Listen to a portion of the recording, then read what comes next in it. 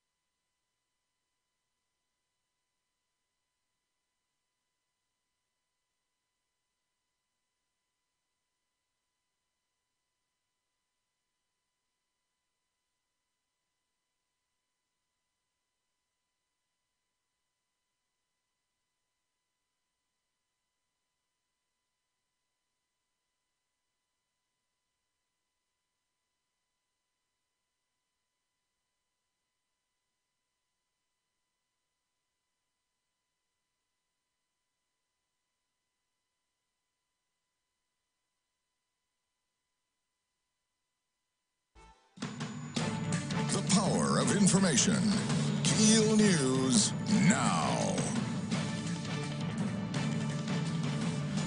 U.S. Senator John Kennedy says crime is a problem in Louisiana, and he says the numbers in Shreveport don't look good. Shreveport was just listed one of America's 25 murder capitals. Our crime rate's 126% higher than the national average. Our violent crime rate in Shreveport is 146% above the national average. The governor says, well, we're just letting nonviolent criminals go. Well, they forgot to tell the nonviolent criminals. Kennedy says the reform efforts in Louisiana are not working, and already he claims 2 people have been murdered by inmates who were released early. Shreveport police investigating a late-night shooting. The incident happened on LaGuardia Street. According to officers, a man was riding his bike around 10 p.m. when a shooter opened fire on him, hitting him at least once in the chest. Police believe the gunman then fled into some nearby woods. The victim's wounds are considered life-threatening. Emergency training exercises at Barksdale may cause some headaches in Bossier. The exercise is taking place today and tomorrow. Base officials say the drills may cause some traffic delays near or around the base.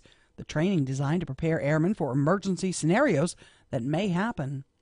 The city seeking money to fix a damaged stadium. Matt Parker with that. The city of Shreveport is set to ask the city council for money to repair damages to Independence Stadium. The stadium was originally damaged by a tornado back in April. Then strong storms in late July further damaged the roof, causing a severe leak on the club level. The city has made an insurance claim, but says they need $228,000 immediately to make repairs before high school football games take place at the stadium. If approved, the money would come from the capital improvements account set aside for maintenance of Independence Stadium. From 101.7 FM and 710 KEEL, I'm Matt Parker. The council also set to take a final vote on the future of the Shreveport Country Club. Businessman John Henry proposing a $240 million mixed-use project that would include housing and commercial business. Residents in the neighborhood claim the city only sees dollar signs, and they're worried they don't have the interest of the neighborhood at heart. Henry says the 13-phase project would be completely privately funded and would create 1,200 temporary jobs and 200 permanent ones. Several youngsters at the Southland Park Daycare Center in Shreveport have been reporting flu-like symptoms. State Health Department officials tell me some of the children have tested positive for the flu. Local pediatrician Dr. Neera Shabra tells KEEL News who should go see the doctor. Anyone who is at high risk, such as young children, older people, over age 50 or 55, and then anyone who has an underlying chronic disorder, such as asthma, diabetes, heart disease, kidney disease, whatever.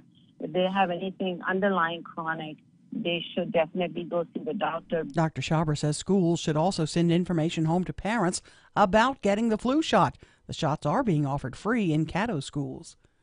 Christopher Salone's been arrested, charged with first-degree rape of a juvenile under the age of 13. Police got reports back in July that he had sexually assaulted a 7-year-old multiple times. During that investigation, police reopened an unrelated case where Salone was accused of sexually assaulting a 9-year-old. If you drink and drive, you'll be under arrest. That's the message from Caddo Sheriff Steve Prater. The Sheriff's Office will be stepping up patrols looking for drunk drivers between August 17th and September 3rd around Labor Day. A grant from the Highway Safety Commission is providing funding for the patrols. Two sisters who were former cafeteria workers charged with stealing nearly $500,000 from Connecticut schools over the past 5 years. The 61 and 67-year-old sisters have turned themselves in. I'm Erin McCarty on 101.7 FM and 710 KEEL. Doesn't give me a lot of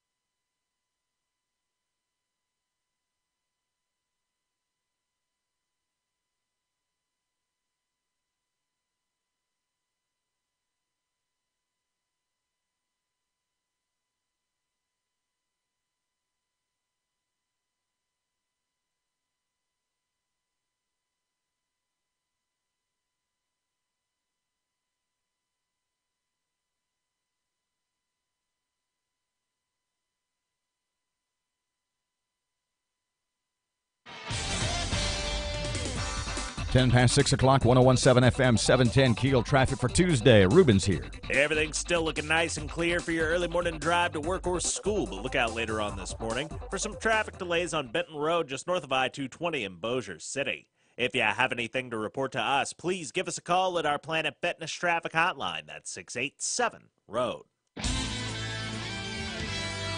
Your AccuWeather.com forecast. Today will be partly sunny and hot with a high of 96. Patchy clouds, low 73 tonight. Some sun with a high of 96 tomorrow and Thursday. With your AccuWeather.com forecast, I'm meteorologist Heather Zayer.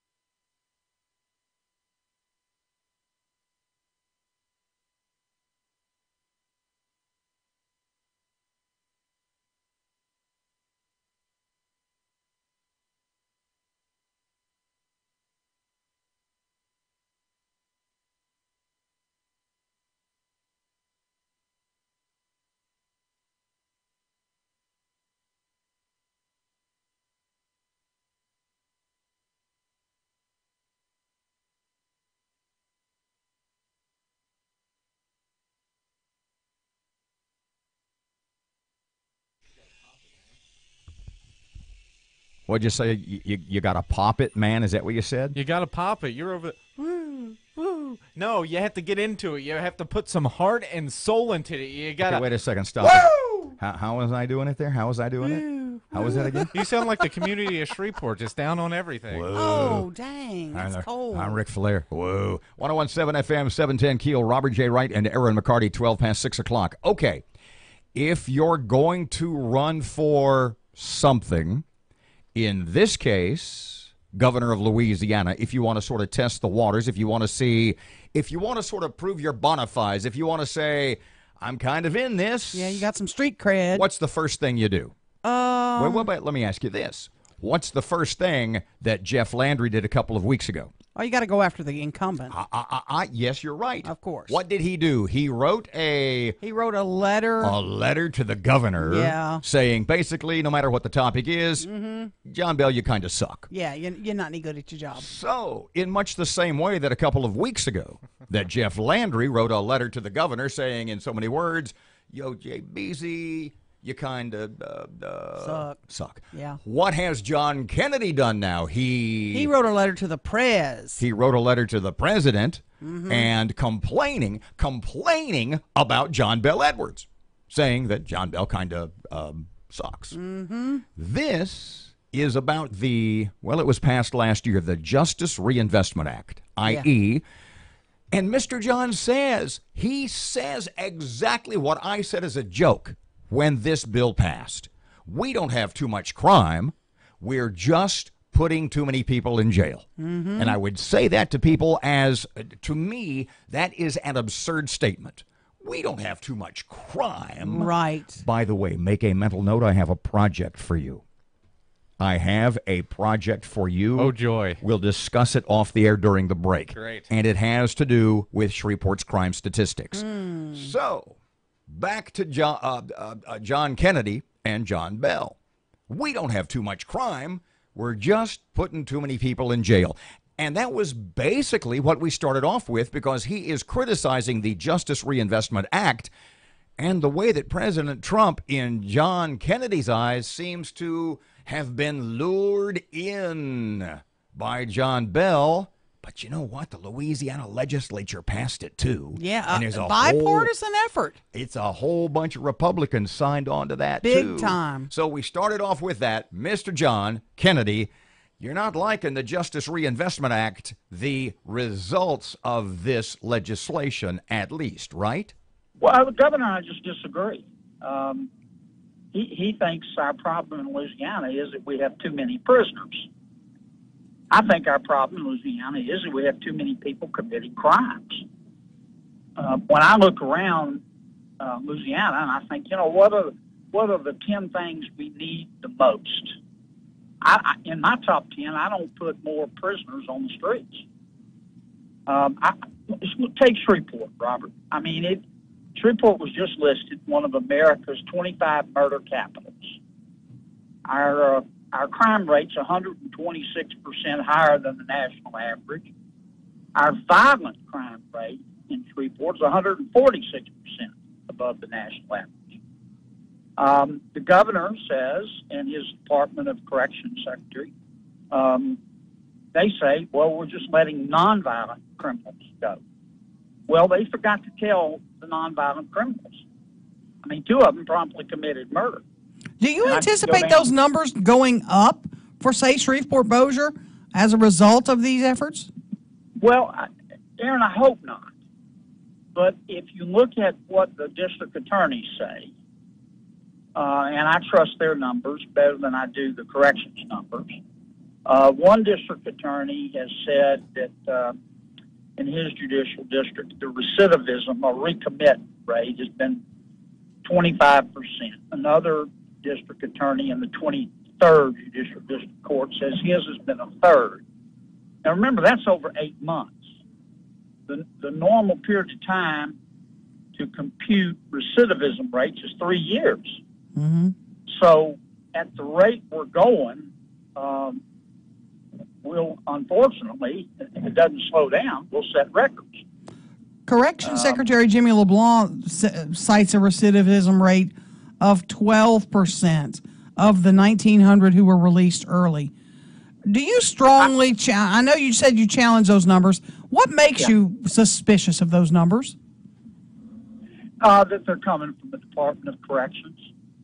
The FBI is crawling all over the Department of Corrections, as you know. Our warden at Angola had to resign. Our warden and business manager at the Boyles Correctional Institute has been indicted. There have been a number of other indictments of senior level people.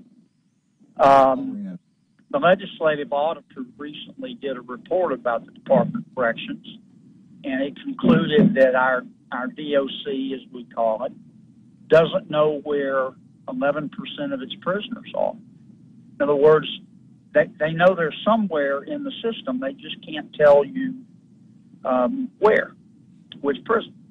The legislative auditor also pointed out that the Department of Corrections seems to have a problem with computing release dates accurately. And it just doesn't give me a lot of confidence.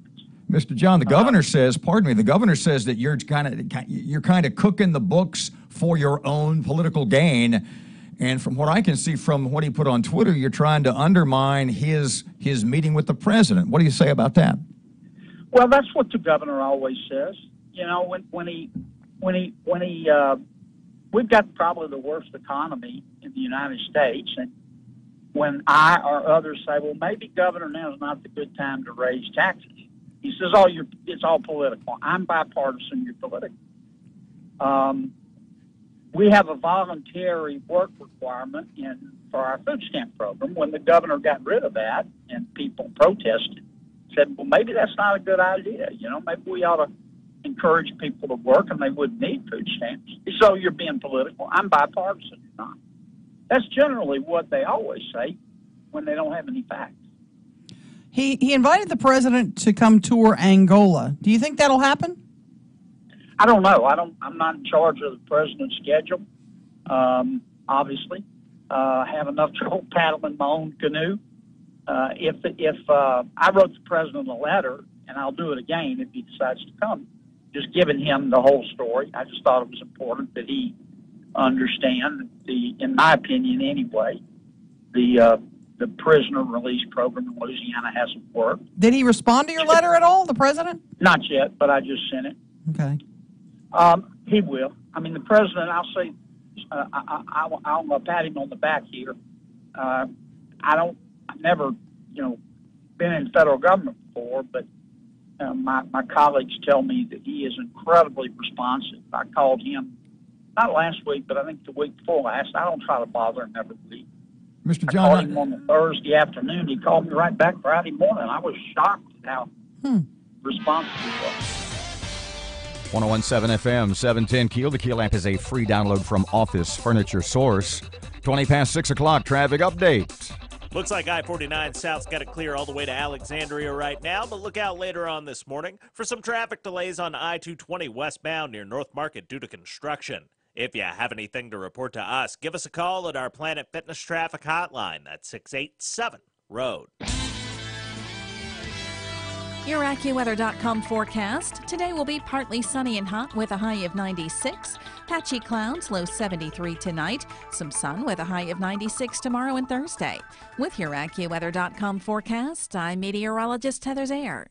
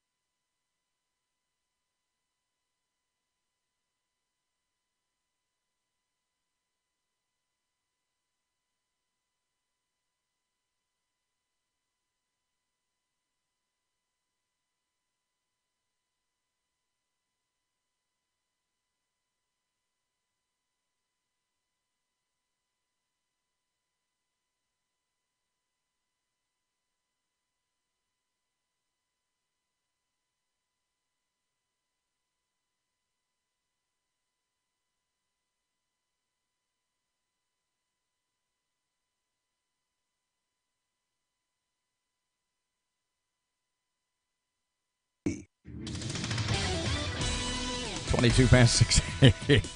6:22 traffic. Sports time. Here's Fletch. Good morning from the sports desk of 1130 The Tiger. This is Tim Fletcher. Local golfers Philip Barbary Jr. and Carter Toms were among the dozens of golfers to post over par scores in the opening round of play at Pebble Beach, Spyglass Hill for the U.S. Amateur. Barbary shot a 5 over par 77 and Toms is 8 over par. The top 64 scorers after today's second round advanced to match play. Barbary is tied for 166th place. Toms, with his father David Toms on the bag as his caddy, is 268th. Both fellows are Bird grads and current LSU golfers. The Rangers rode the arm of Bartolo Colon and the bat of Ramazan Chirinos to a 5-3 win over National League West leading Arizona. Colon worked 5 innings to get the win, and Chirinos belted a 3-run homer in the 4th inning to back him. Oakland is now just 2 games behind Houston in the American League West standings after dropping Seattle 7-6 Monday. Matt Chapman had 3 doubles and 2 RBI to lead the A's. The Astros host Colorado tonight with Justin Verlander charged with snapping the frontrunners out of their doldrums. From the sports desk of 1130 The Tiger, this is Tim Fletcher.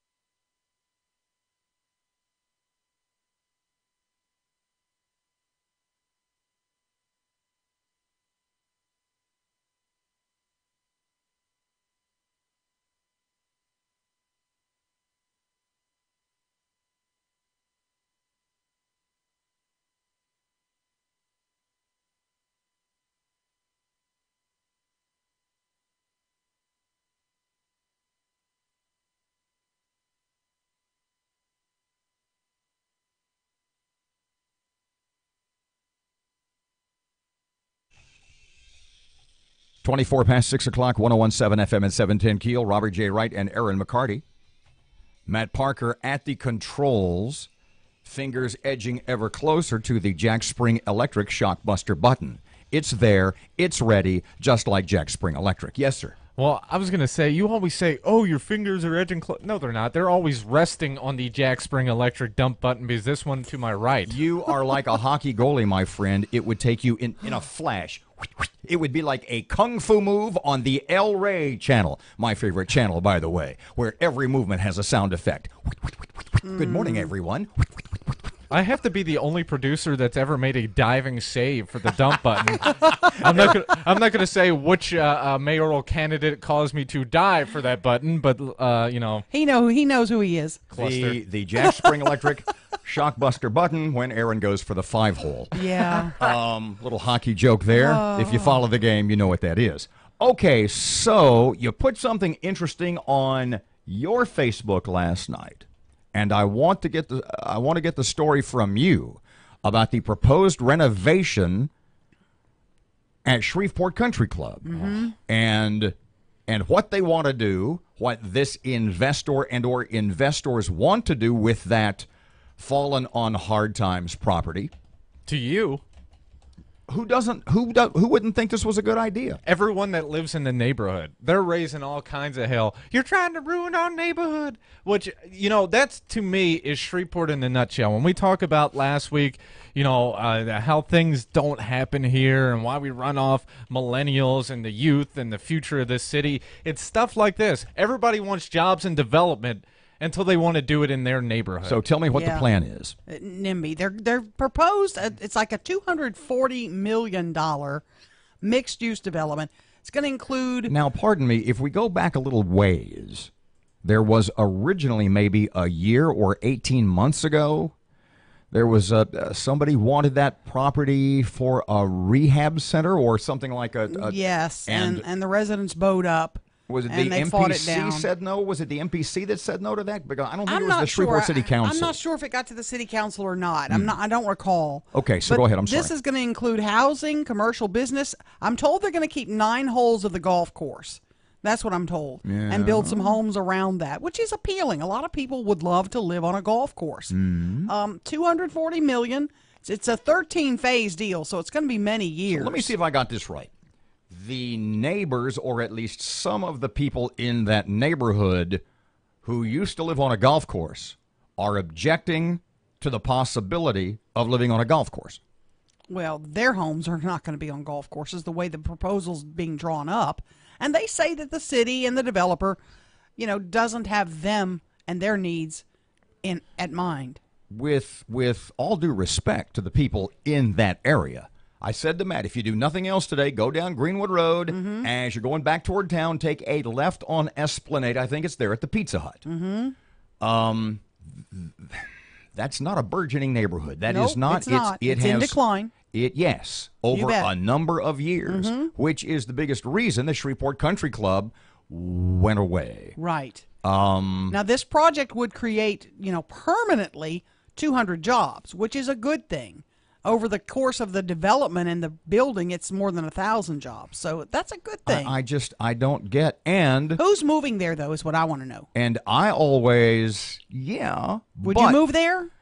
It would depend on, honestly, it depends on the neighborhood. There is a renovated, what is it? Is it Eastlake in Atlanta, which is was in like the worst part of town, that they have made into a showpiece. They play the is it the FedEx Cup they have? No, I forget. I apologize. They have a huge golf tournament there every year. I think it's the FedEx Championship, the finals of the Tour Championship. And it's a whole neighborhood now. Dallas National is another in less than desirable neighborhood that they have built up and improved greatly. So I don't know. The point is, though, and you know how I am about this, I love it when people take things that have fallen in our city into a state of disrepair and want to renovate and re-energize them. Yeah. And this sounds to me like something that somebody wants to put up a whole bunch of their own money, $250 million, and renovate and re-energize.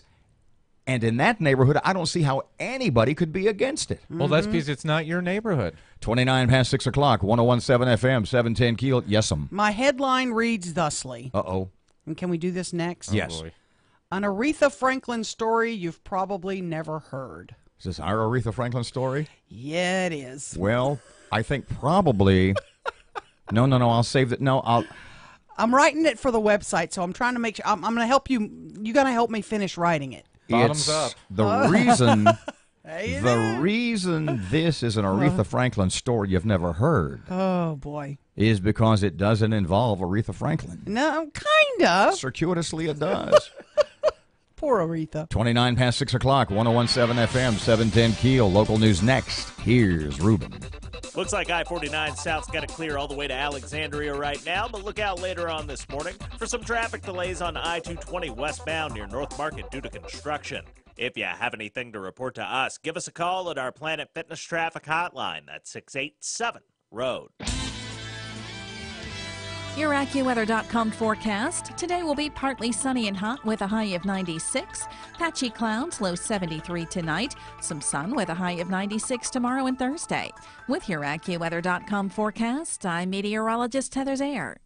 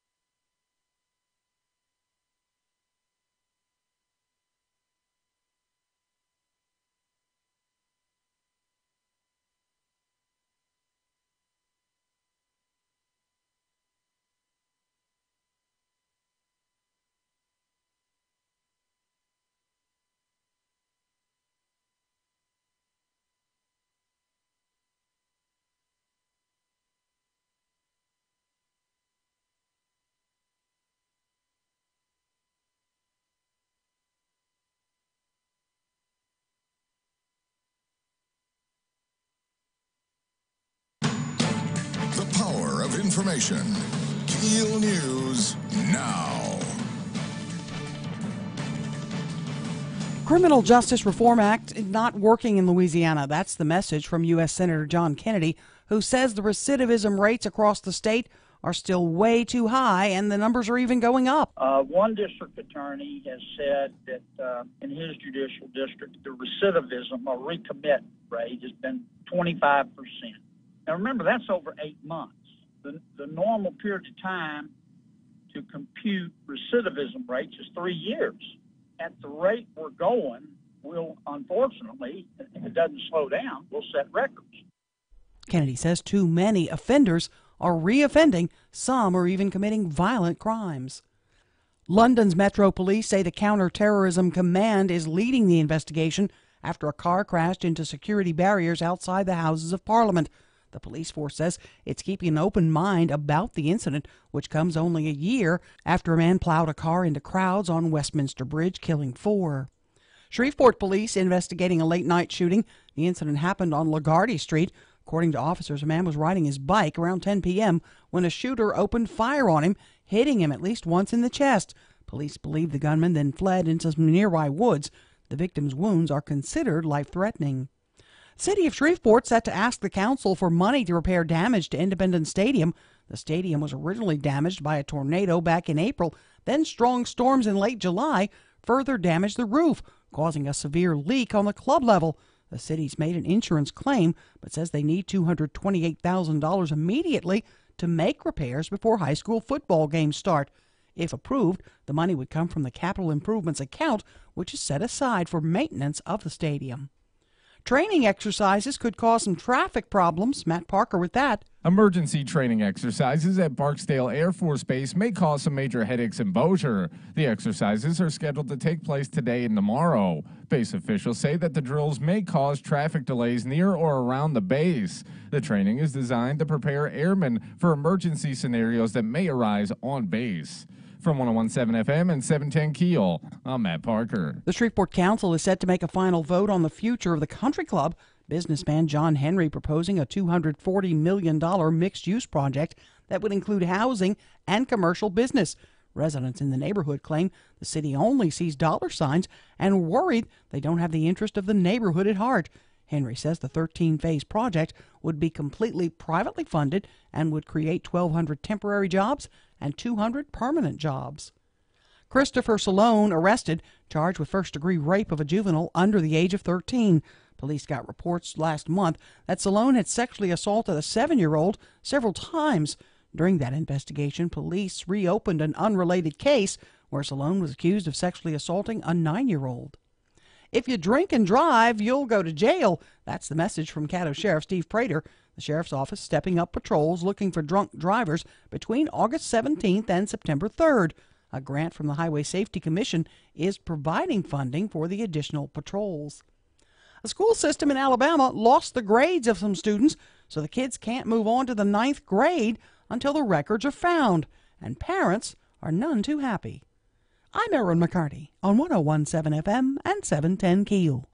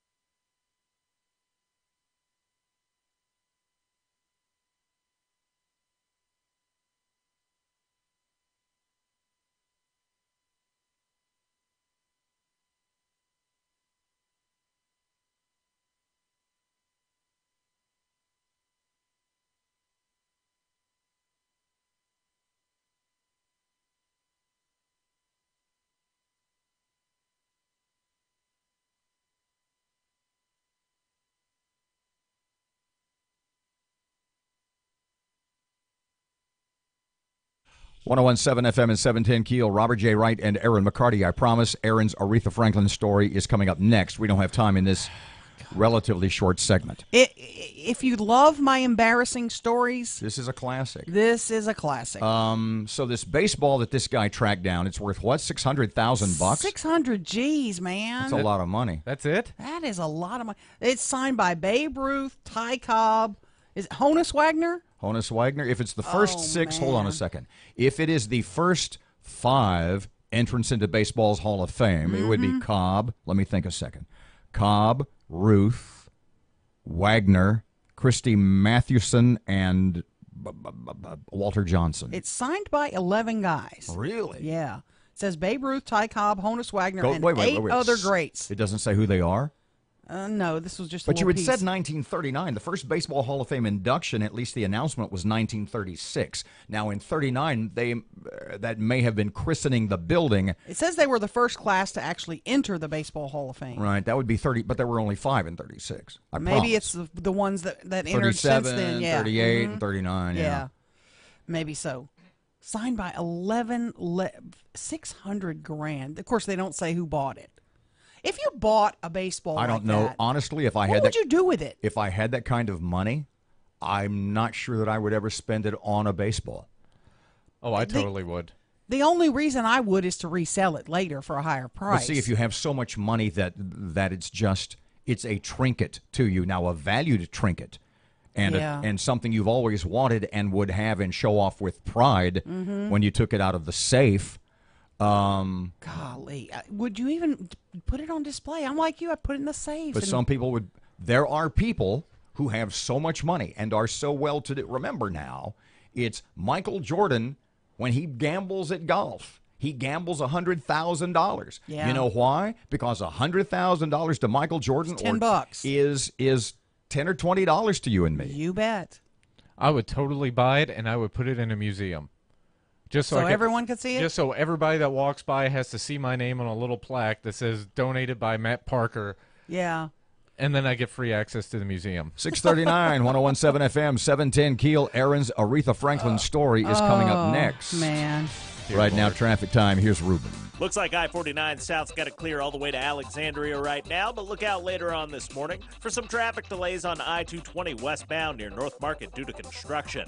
If you have anything to report to us, give us a call at our Planet Fitness traffic hotline. That's 687-ROAD.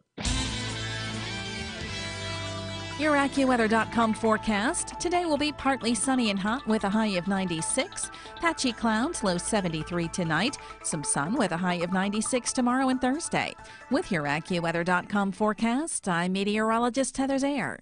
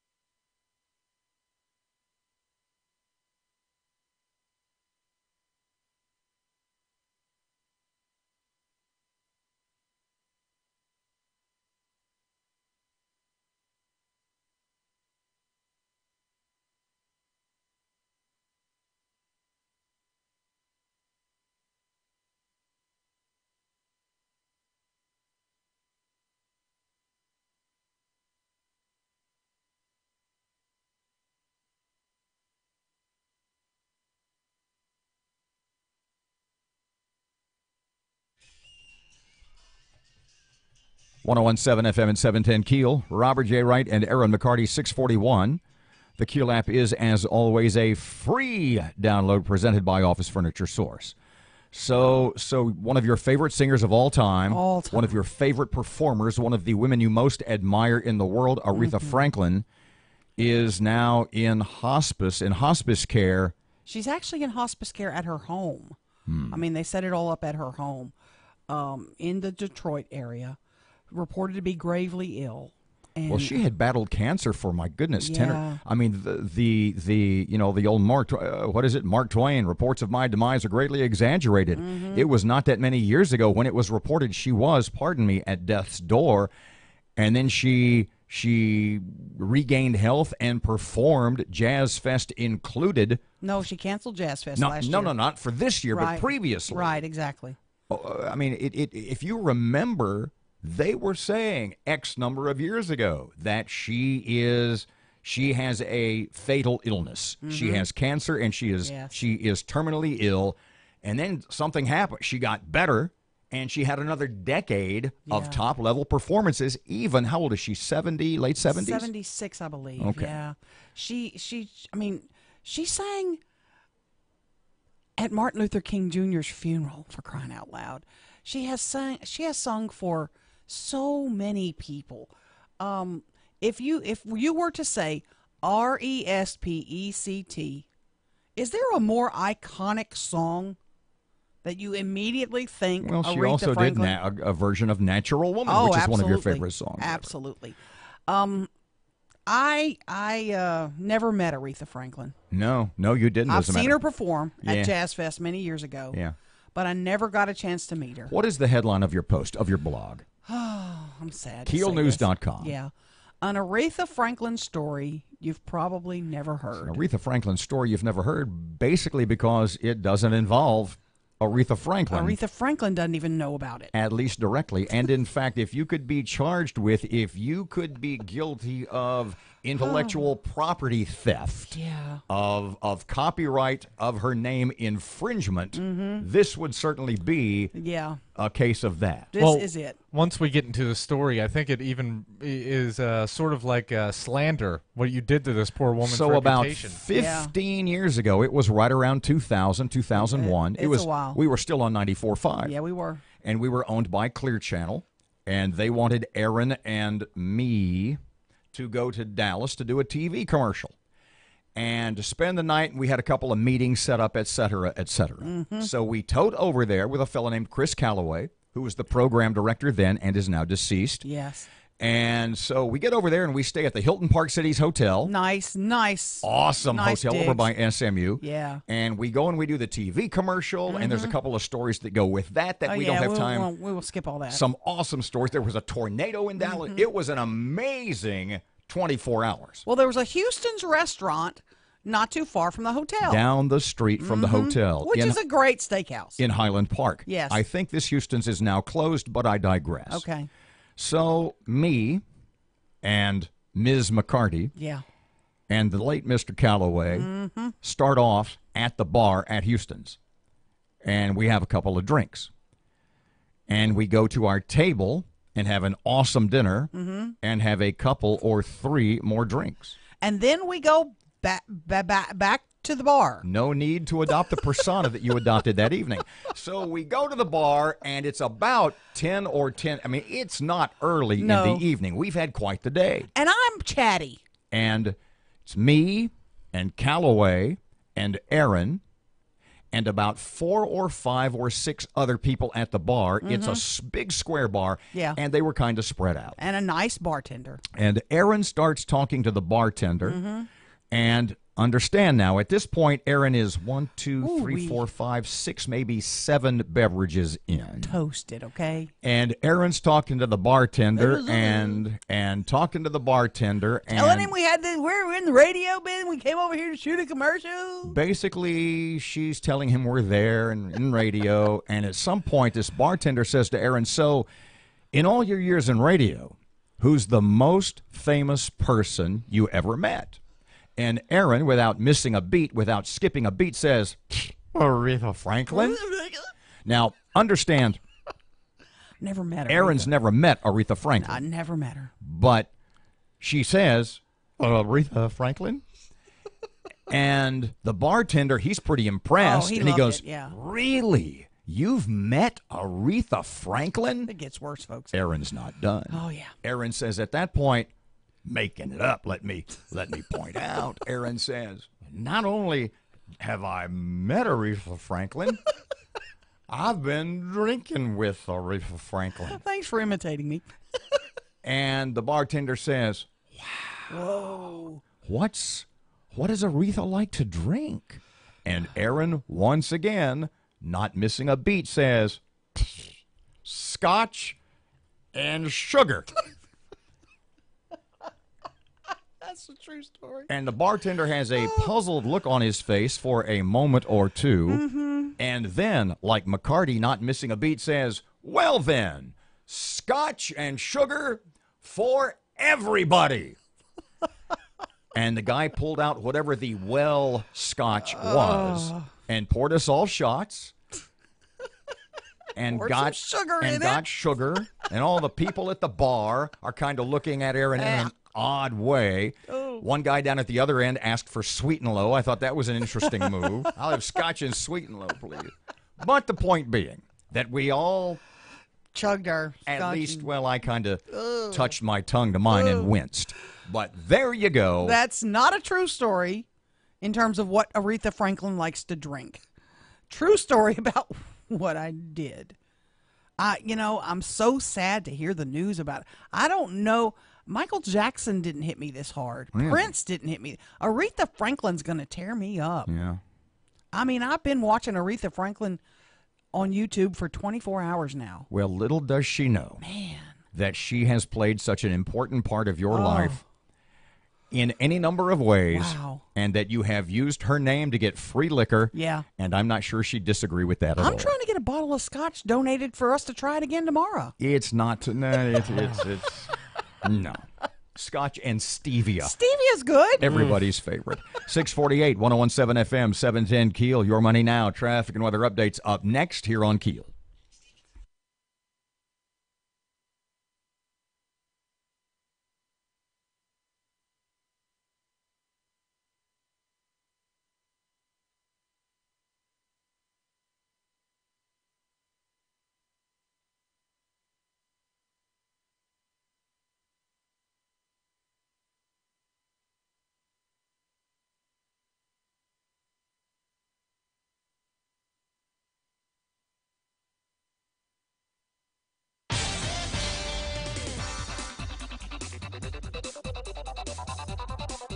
.649, 1017 FM, 710 Keel. Traffic update. Here's Ruben. Looks like I-49 South's got it clear all the way to Alexandria right now, but look out later on this morning for some traffic delays on I-220 westbound near North Market due to construction. If you have anything to report to us, give us a call at our Planet Fitness traffic hotline. That's 687-ROAD. Your AccuWeather.com forecast: partly sunny, high 96 today, then partly cloudy, low 73 tonight. Some sun, high 96 tomorrow and on Thursday. With your AccuWeather.com forecast, I'm meteorologist Heather Zayer. The KEEL app is brought to you by Office Furniture Source. Download the app today. KEEL.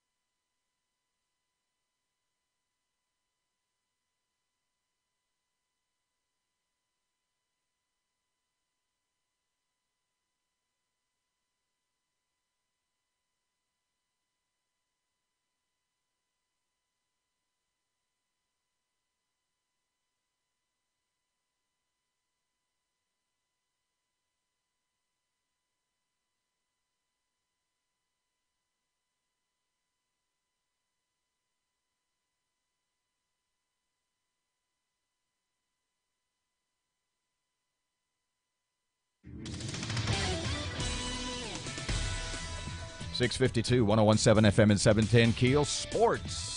Good morning from the sports desk of 1130 The Tiger. This is Tim Fletcher. Local golfers Philip Barbary Jr. and Carter Toms were among the dozens of golfers to post over par scores in the opening round of play at Pebble Beach, Spyglass Hill for the U.S. Amateur.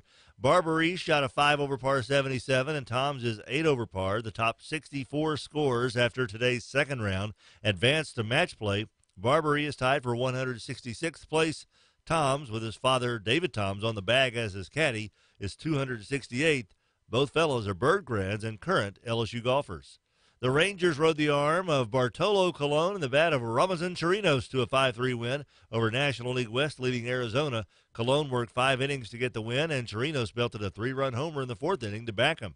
Oakland is now just 2 games behind Houston in the American League West standings after dropping Seattle 7-6 Monday. Matt Chapman had 3 doubles and 2 RBI to lead the A's. The Astros host Colorado tonight, with Justin Verlander charged with snapping the frontrunners out of their doldrums. From the sports desk of 1130 The Tiger, this is Tim Fletcher.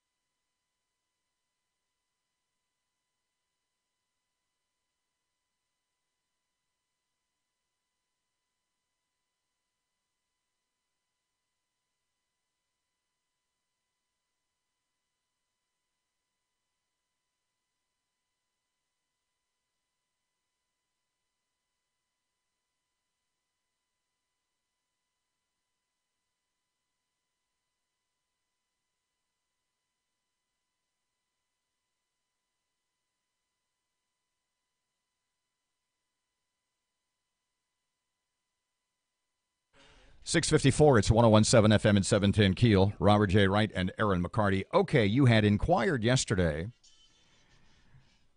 in discussing the Shreveport police and claims from the mayor that there are, repeat the numbers that we have heard from any number of people, because I have a text here from someone at Shreveport Police Department. Go ahead. I did too. I got some text about the numbers.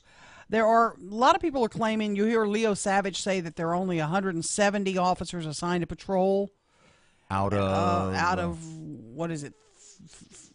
500. I'm not sure what the total number is. Well, anyway, and the mayor will say that no, there are about 300 assigned to patrol, and the police chief. And you had said yesterday, I'd just like to know what the number is, what the number of police on patrol right now at like 7 or 7:30 in the morning, whenever it happened to be. You said, I wish I knew what the number was right now. Here's a text I got. Then you read me yours. Okay. You would be right in reference to you. Right this minute on day shift, you have maybe 20 to 25. And that's if no one has called in sick or is on vacation. What you got? Because we heard people talk about, how many were actually there. I had someone tell me from inside the department that there have never been anyone more than 200 assigned to patrol.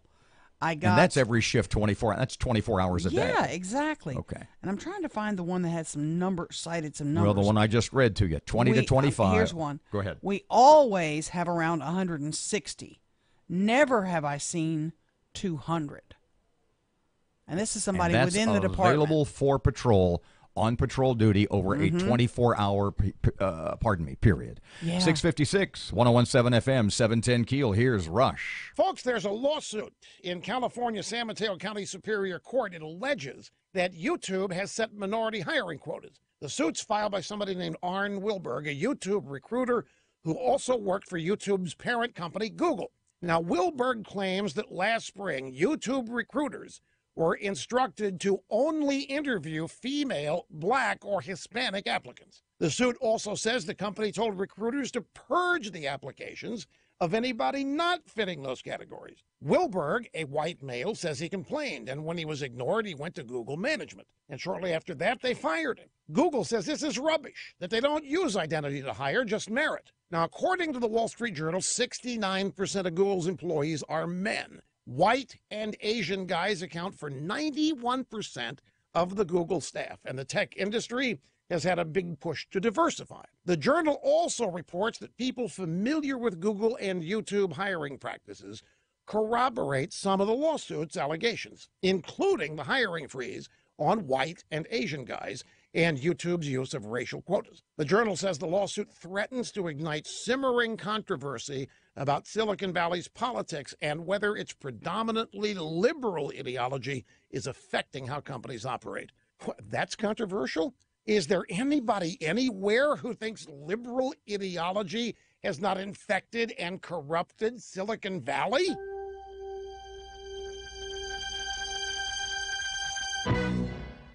There are a lot of warnings you don't want to miss, like a sign saying "bridge out" up ahead. But in the digital world, there may be no warning when it comes to cyber threats. That's why the new LifeLock identity theft protection now adds Norton Security. LifeLock uses proprietary technology to help detect threats to your identity, and Norton Security protects your devices from ransomware, emerging viruses, and other online threats.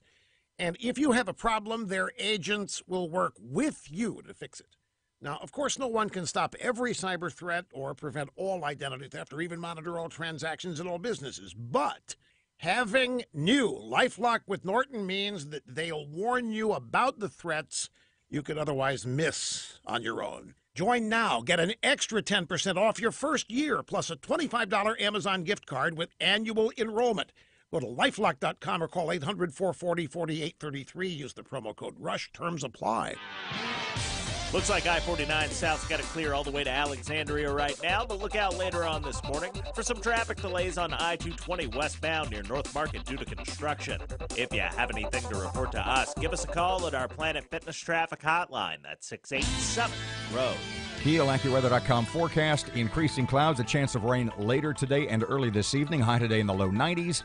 Right now, 71 at KEEL. Breaking news and trending talk. This is 101.7 FM and 710 KEEL. KEEL, Shreveport.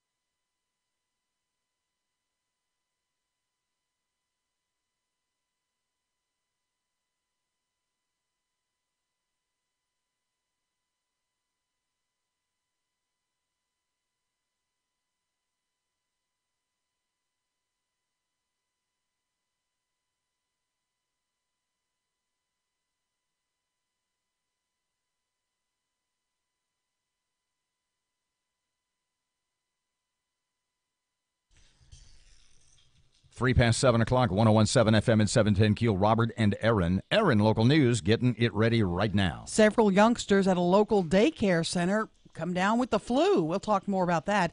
Independence Stadium needs some work done. We'll have that coming up, too.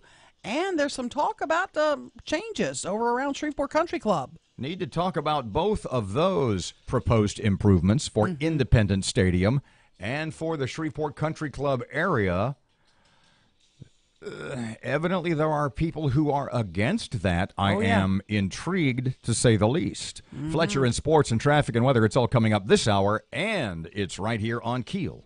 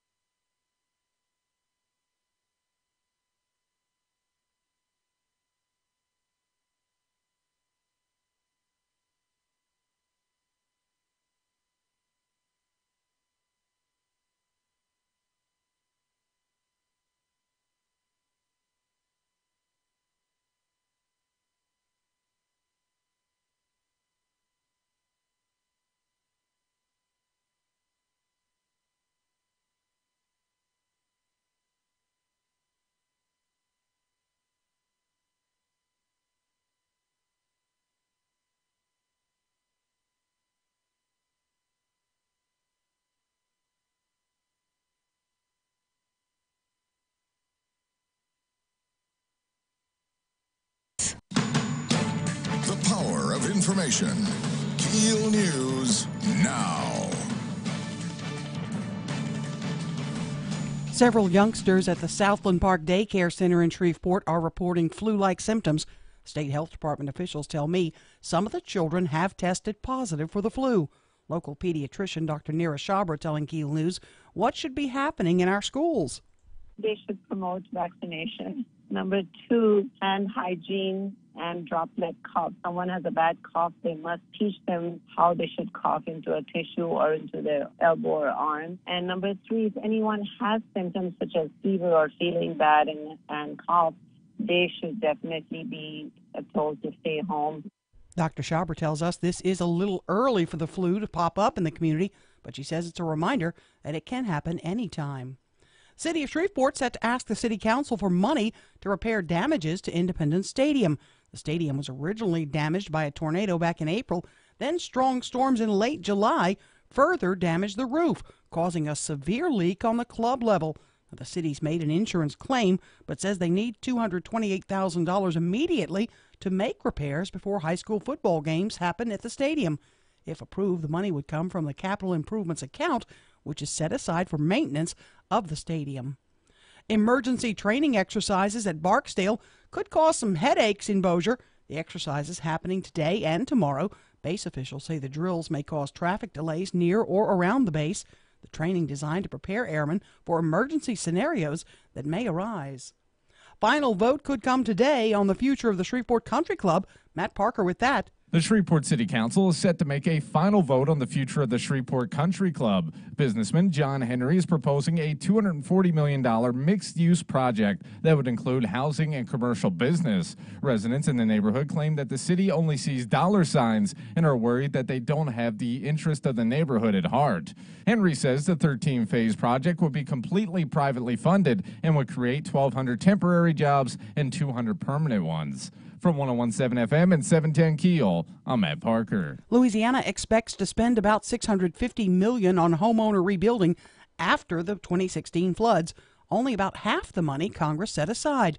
The Advocate reports 44% fewer households than anticipated are expected to access recovery money that was allocated for homeowners.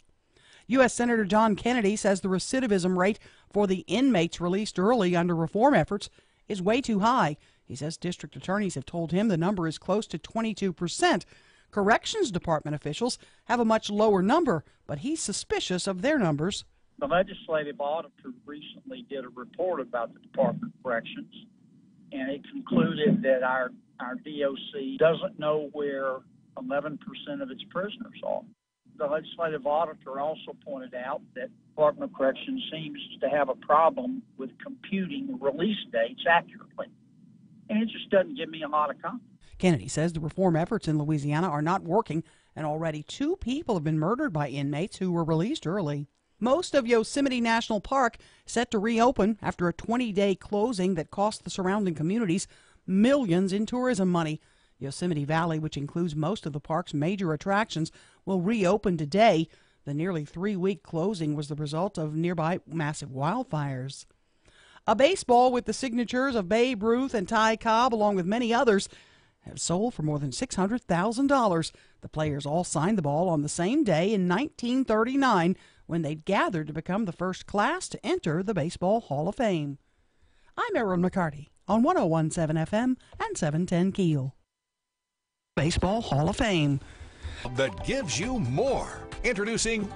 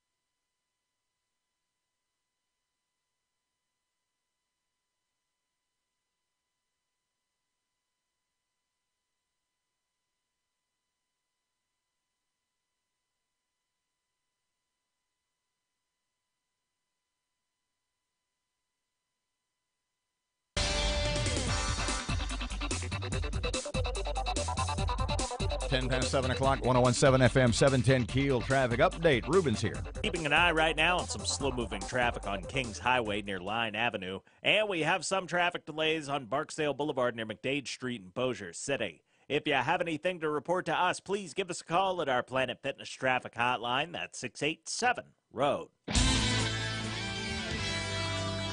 Your AccuWeather.com forecast. Today will be partly sunny and hot with a high of 96. Patchy clouds, low 73 tonight. Some sun with a high of 96 tomorrow and Thursday. With your AccuWeather.com forecast, I'm meteorologist Heather Zayer.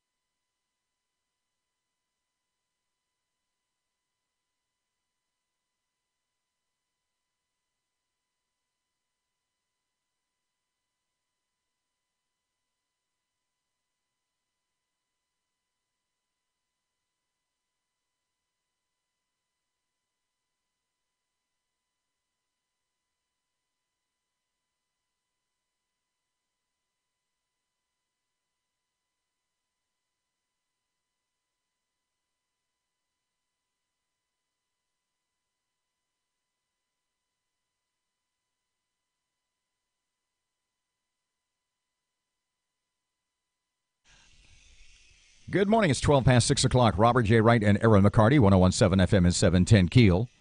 Somebody asked me yesterday, because you will occasionally, when we do that top of the hour tease, or at least 3 past after Fox News, I'll say Miss Erin has news coming up next. That was the fellow's name.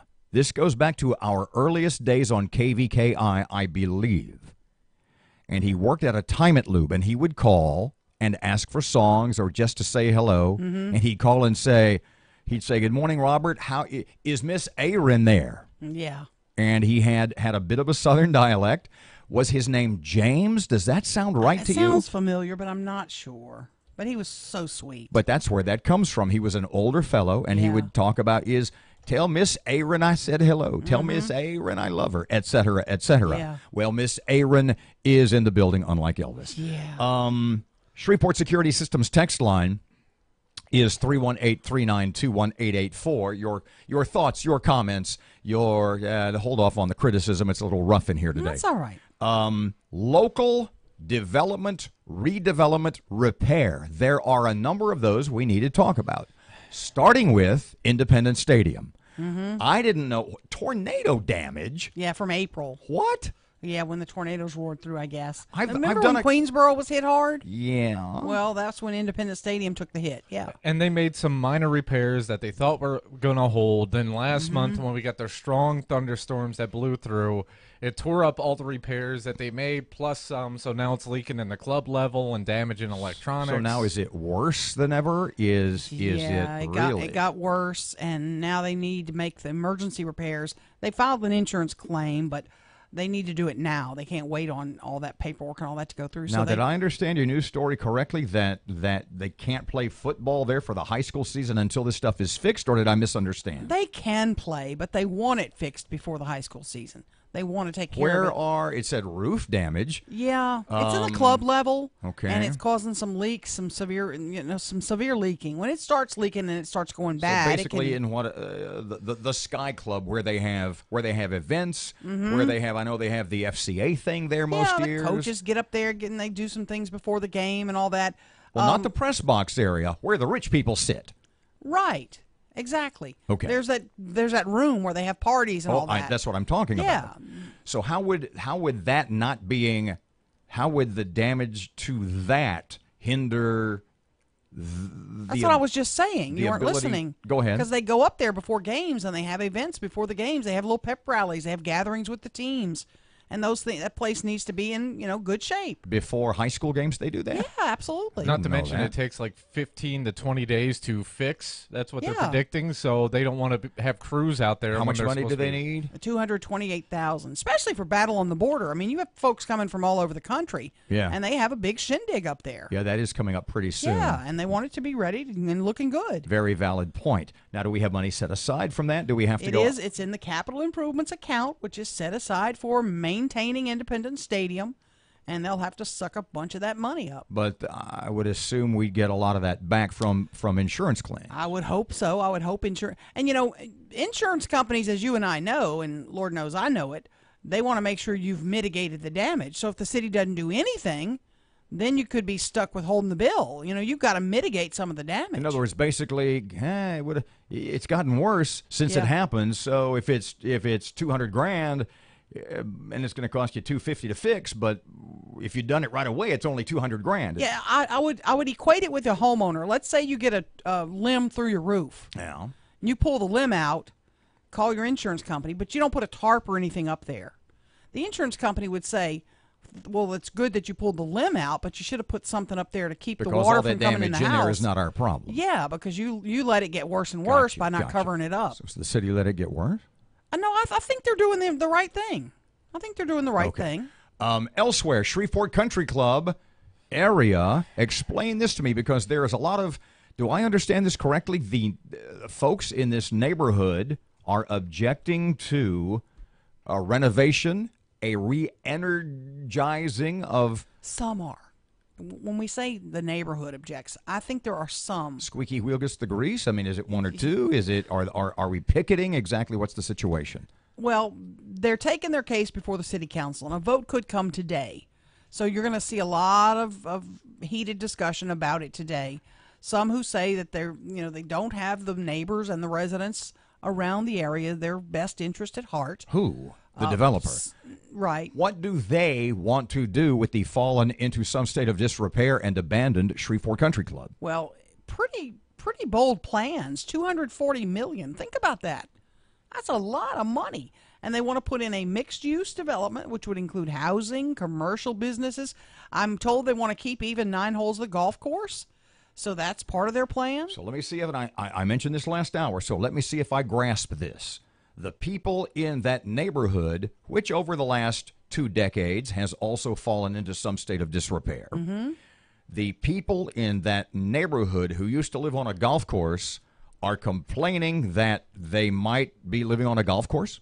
No, it's not kind of like that. It's like, we want to make sure that what you're doing is compatible with the neighborhood, and it's not just pie in the sky dreams, and you're not going to just come in here and bulldoze stuff down, and then nobody's ever going to finish it. The lady that runs the National Night Out in the neighborhood says that the plan will undo all she's done to keep the neighborhood looking the way it does, and that this whole project's being shoved down her throat. But it's an older, not necessarily, it's not the nicest neighborhood in town. Robert, apparently that doesn't matter. It seems like, and this is a problem with Shreveport as a whole, everybody wants jobs and development and new things. Unless it's in your neighborhood, then all of a sudden you have a problem with it. I'm a little puzzled by that one, especially with look, if you're going to renovate something and make something that's already there and redo it and make it good again, I just don't see what the problem is. Yeah. And have you driven by on Burt Coons, speaking of bulldozing things, the old Landers Dodge building is about gone. Have you seen that? Is it really? Well, see, Holmes European is moving. The way I understand it, Holmes is moving the Mercedes dealership to the old Landers site. And they bulldoze it? They didn't even use the current building? Couldn't. According to Mercedes has specs. Your dealership has to be this way. Right. Here's how strict they get. Every now and then you drive by Holmes European, and you'll see out front, you'll see a huge plastic rock. Right. With a Range Rover parked in front of it. Sure. If you want to keep your Range Rover franchise, you have to put out the plastic rock. You have to have a Range Rover up on a rock. They've got rules, okay? And evidently, from what I hear, is that Mercedes has very strict rules about square footage and the way a dealership is laid out and what has to be where and the way the showroom is done, etc. And that old building wouldn't cut it. And so they are taking down the Holmes people, Charlton et al. Are taking down the Landers building. I mean, and quickly, and they will start building the new one as soon as the old one's gone. Right. 19 past 7 o'clock, 101.7 FM, 710 KEEL, sports just ahead. Right now, traffic and Reuben. The intersection at Uri Drive and Southfield Road's dealing with some slow-moving traffic right now. And those school zone lights are on and the school buses are out. Please use caution when driving around the school zones. If you have anything to report to us, please give us a call at our Planet Fitness traffic hotline. That's 687-ROAD. Your AccuWeather.com forecast. Today will be partly sunny and hot with a high of 96. Patchy clouds, low 73 tonight. Some sun with a high of 96 tomorrow and Thursday. With your AccuWeather.com forecast, I'm meteorologist Heather Zayer.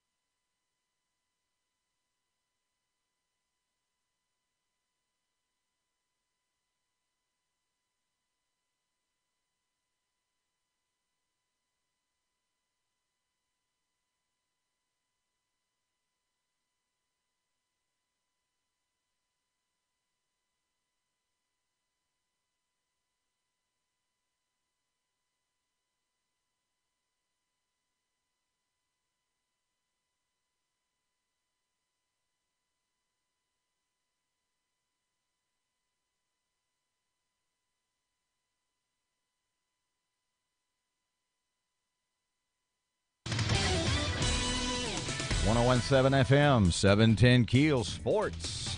Good morning from the sports desk of 1130 The Tiger. This is Tim Fletcher. Local golfers Philip Barbary Jr. and Carter Toms were among the dozens of golfers to post over par scores in the opening round of play at Pebble Beach, Spyglass Hill for the U.S. Amateur. Barbary shot a 5 over par 77, and Tom's is 8 over par. The top 64 scorers after today's second round advanced to match play. Barbary is tied for 166th place. Tom's, with his father David Tom's on the bag as his caddy, is 268th. Both fellows are bird grads and current LSU golfers. The Rangers rode the arm of Bartolo Colon and the bat of Ramazan Chirinos to a 5-3 win over National League West leading Arizona. Colon worked 5 innings to get the win, and Chirinos belted a 3-run homer in the 4th inning to back him. Oakland is now just 2 games behind Houston in the American League West standings after dropping Seattle 7-6 Monday. Matt Chapman had 3 doubles and 2 RBI to lead the A's. The Astros host Colorado tonight, with Justin Verlander charged with snapping the frontrunners out of their doldrums. From the sports desk of 1130 The Tiger, this is Tim Fletcher.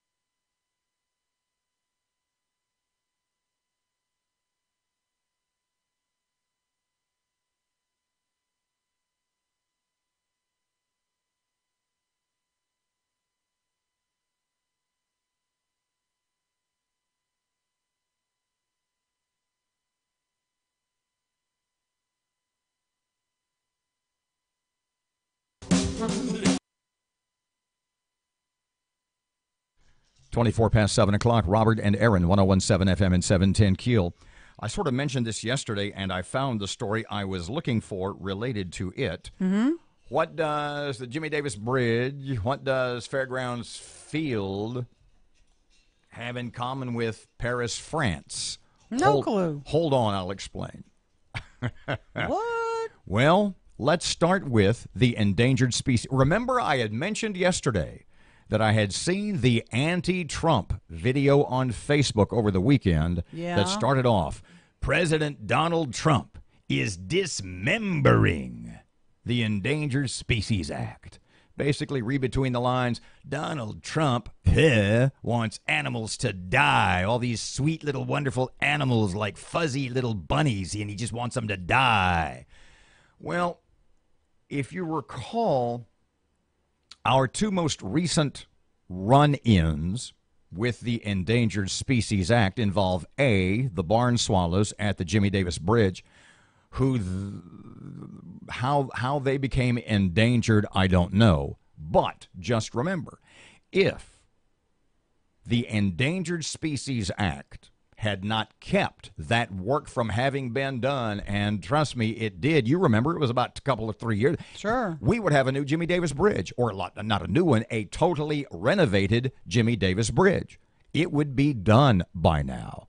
And the barn swallows, the nesting barn swallows protected by the Endangered Species Act, stopped that work in its tracks. Now, what other recent run-in with the Endangered Species Act do we have? We have Fairgrounds Field. Fairgrounds Field and the bats. With the 30,000 bats. Yeah. Who's once again protected by the federal government and the Endangered Species Act. You got to get them out of there in a certain way. Which keeps us from doing anything with that facility until we spend between $250,000 and $600,000 on, to use the Endangered Species Act wording, until we relocate the bats. Mm-hmm. Now, how you relocate 30,000 bats, I don't know. A lot of money. I can see where it would take a lot of man hours and be very time consuming. Right. I mentioned that to tell you this. In Paris, here, let me read this to you. City officials in Paris, blah, blah, blah, convened a crisis meeting to discuss ways to cull the population of rats throughout the city. Oh, my. Well, yeah, except for one thing. You know what's sort of on the endangered Rats? Well, not the endangered. They're protected. And environmentalists are having a fit. The animal protection, the animal rights folks in Paris are going to all the meetings of whatever city council and or government body there is as they are discussing what to do with the tens of thousands, hundreds of thousands, I don't know, of rats in Paris. And they are saying that rats have rights too, and are demanding that before the city take action, that they come up with what they term a humane way to remove the rats from the city. A lot of people in Paris are for relocating the rats. Sound familiar down there? Mm-hmm. Relocating the rats. Wow. I would imagine there's a couple more than 30,000. Get Billy and Vexcon on the phone. I've got a job in Paris for those guys. Mm-hmm. Others are demanding that the only way to cull the population of rats, using the word in the article, is to somehow feed the rats a birth control pill. Oh, my. Totally serious. To keep them from reproducing. But they don't want them killed, don't want them captured, and don't want them killed. Oh, my goodness. Got a text from our buddy Rusty, who says the Endangered Species Act protected is not the act that's protecting either the barn swallows nor the bats. Did I say endangered? I made a mistake. They're on the protected species. Right, exactly. Yeah. Because they're not listed as endangered. No, so they're protected. Right. You know what? For what it's worth. You know what we don't have is a new Jimmy Davis Bridge. We you know don't. What, you know what we don't have? You know we don't have a bat-free stadium. You know what we do have? We've got 30,000 bats that you can't touch. Oh, my. Until you lure them onto the truck and drive them to Bat Haven. 729, 101.7 FM, 710 Keel. Traffic update. Ruben's here. Keeping an eye right now on some slow-moving traffic on Kings Highway near Line Avenue. And we're still keeping a close eye on that heavy backed-up traffic on Benton Road southbound just north of I-220 in Bossier City. If you have anything to report to us, please give us a call at our Planet Fitness traffic hotline. That's 687-ROAD. Your AccuWeather.com forecast. Today will be partly sunny and hot with a high of 96. Patchy clouds, low 73 tonight. Some sun with a high of 96 tomorrow and Thursday. With your AccuWeather.com forecast, I'm meteorologist Heather Zayer.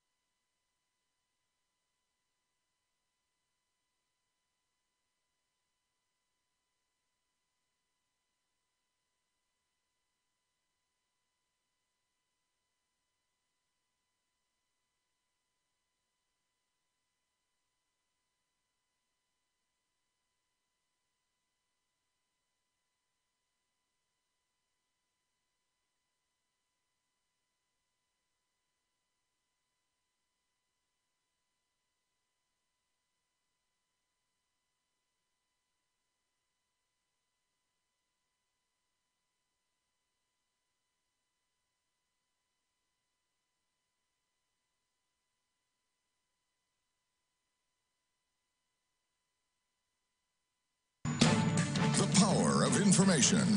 KEEL News now. Criminal Justice Reform Act is not working in Louisiana. That's the message from U.S. Senator John Kennedy, who says the recidivism rates across the state are still way too high, and the numbers are even going up. One district attorney has said that in his judicial district, the recidivism or recommit rate has been 25%. Now, remember, that's over 8 months.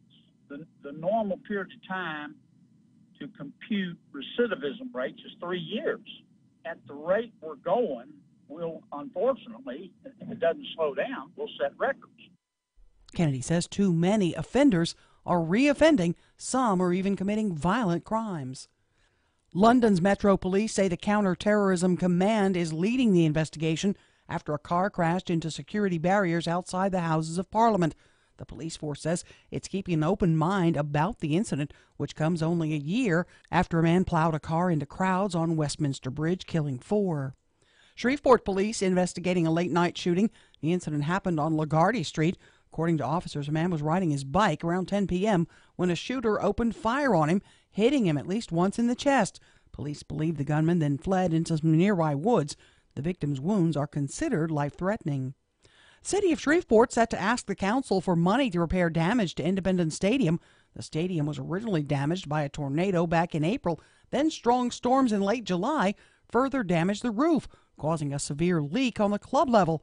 The city's made an insurance claim, but says they need $228,000 immediately to make repairs before high school football games start. If approved, the money would come from the capital improvements account, which is set aside for maintenance of the stadium. Training exercises could cause some traffic problems. Matt Parker with that. Emergency training exercises at Barksdale Air Force Base may cause some major headaches in Bossier. The exercises are scheduled to take place today and tomorrow. Base officials say that the drills may cause traffic delays near or around the base. The training is designed to prepare airmen for emergency scenarios that may arise on base. From 101.7 FM and 710 KEEL, I'm Matt Parker. The Shreveport Council is set to make a final vote on the future of the country club. Businessman John Henry proposing a $240 million mixed-use project that would include housing and commercial business. Residents in the neighborhood claim the city only sees dollar signs and worried they don't have the interest of the neighborhood at heart. Henry says the 13-phase project would be completely privately funded and would create 1,200 temporary jobs and 200 permanent jobs. Christopher Salone arrested, charged with first-degree rape of a juvenile under the age of 13. Police got reports last month that Salone had sexually assaulted a 7-year-old several times. During that investigation, police reopened an unrelated case where Salone was accused of sexually assaulting a 9-year-old. If you drink and drive, you'll go to jail. That's the message from Caddo Sheriff Steve Prater. The sheriff's office stepping up patrols looking for drunk drivers between August 17th and September 3rd. A grant from the Highway Safety Commission is providing funding for the additional patrols. A school system in Alabama lost the grades of some students, so the kids can't move on to the 9th grade until the records are found, and parents are none too happy. I'm Erin McCarty on 101.7 FM and 710 KEEL.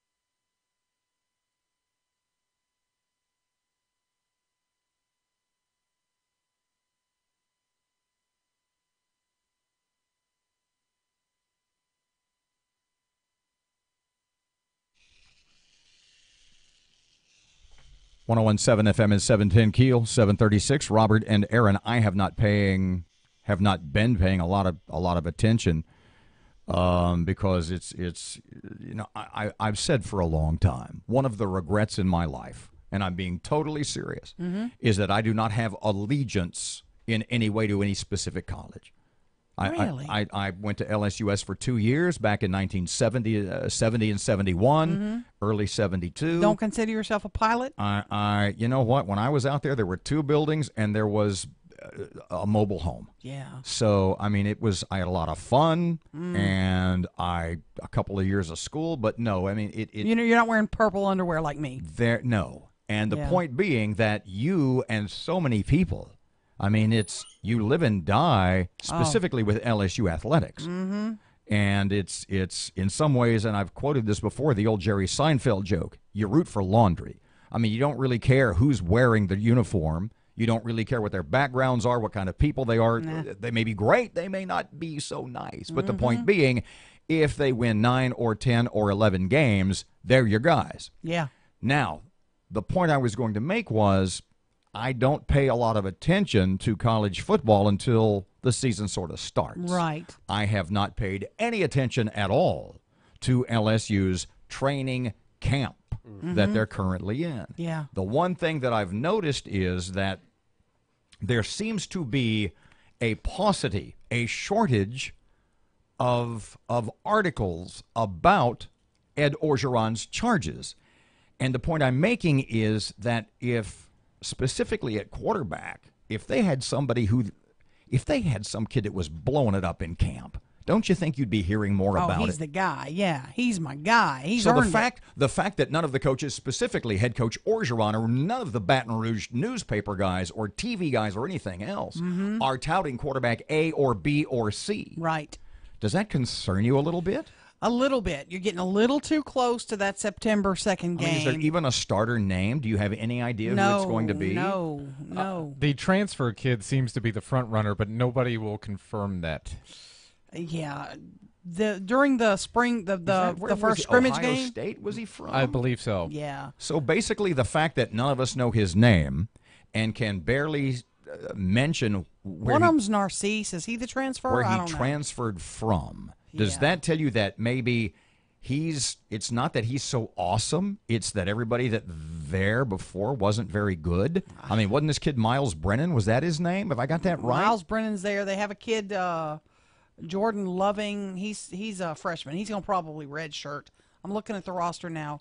Joe Burrow's listed as a quarterback. Joe Burrow. That's the guy from Ohio. Yeah. You've got So basically Justin McMillan. The purple. He's another one they're considering. My blood type is AB positive, universal recipient. Your blood type is purple and gold, which is not all that not prevalent in the state of Louisiana. The point I'm making is the fact that you're not even up to date on this kid. Pardon me. The thing is, they were talking about it was going to be Narcisse and Miles Brennan. Yeah. And now you've thrown the kid from Ohio in the mix. So back to my original point. Does it concern you that there is so little positive press, so little positive in a inclusive term? Yeah, you're 3 weeks from a game.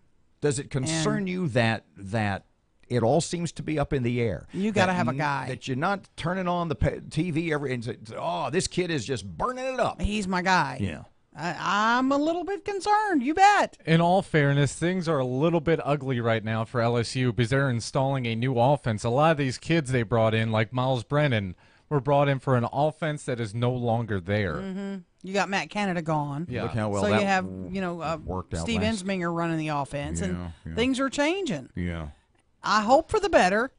Can we do away with the sweeps? She doesn't even hope for the best anymore. I don't hope for the best. I hope for the better. I hope for the better. 739, 1017 FM, 710 Keel. If I ask you, collectively speaking, play a little quiz. Okay. How many policemen are patrolling Shreveport right now? Right now, this morning at 7, just changed, at 7:40 in the morning, how many police are on the streets? When I tell you, you say to yourself, that's I thought there'd be more.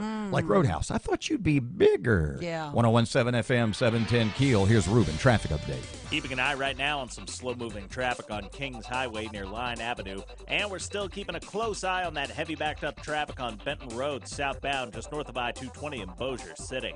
If you have anything to report to us, please give us a call at our Planet Fitness traffic hotline. That's 687-ROAD. Your AccuWeather.com forecast. Today will be partly sunny and hot with a high of 96. Patchy clouds, low 73 tonight. Some sun with a high of 96 tomorrow and Thursday. With your AccuWeather.com forecast, I'm meteorologist Heather Zayer.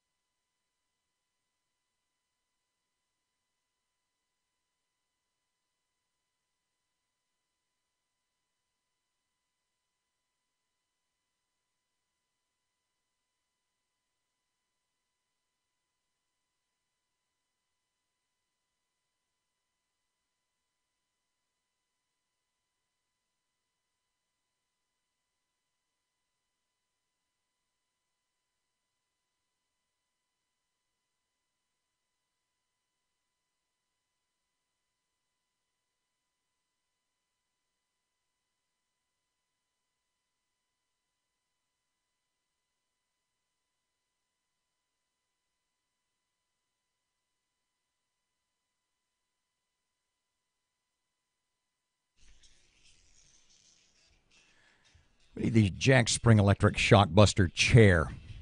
Yeah, we probably need The one. Jack Spring Electric Shockbuster cattle prods. Woo!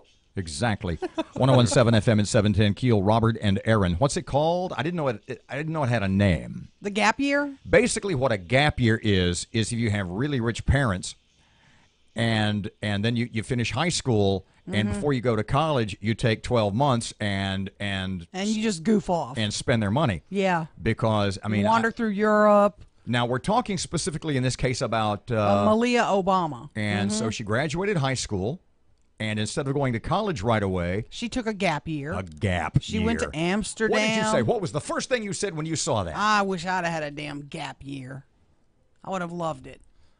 Who among us had parents where we could take? First of all, gap year. First of all, that your parents would sit idly by and say, yeah, screw off for 12 months. Take a gap year. It's okay with me. Go relax. I've got some friends, and I just do. I know a couple whose son took a gap year, quote unquote, and it nearly ended their marriage.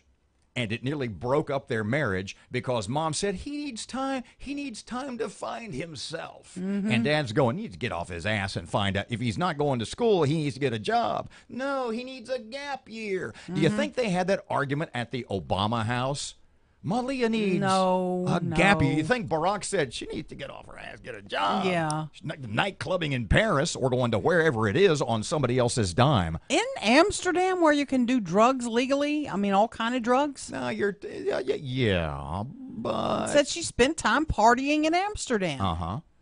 And she actually worked as an intern for the Weinstein Company in New York. You know, post Weinstein. Like Harvey's brother. Harvey's I think. gone. Yeah. Well, it's his brother. I think. She's going to Harvard now. She's back in school, enrolling this fall. Her gap year is over. Life behind the velvet rope is always nice. Yeah. How many right now this morning, if you had to guess, how many policemen are patrolling the streets of Shreveport? Right at this moment. Yeah. My first thought would I'd have like been... to think about 50. My thought was 50, 75, maybe 100. Because you had asked that question yesterday morning, and you had also talked about how tough it was to get an answer, specifically because you have been, and city officials have said, well, you know, we've got 300 who are on patrol, not all at one time, but over a 24-hour period. We have 300 officers protecting the people of Shreveport. Right.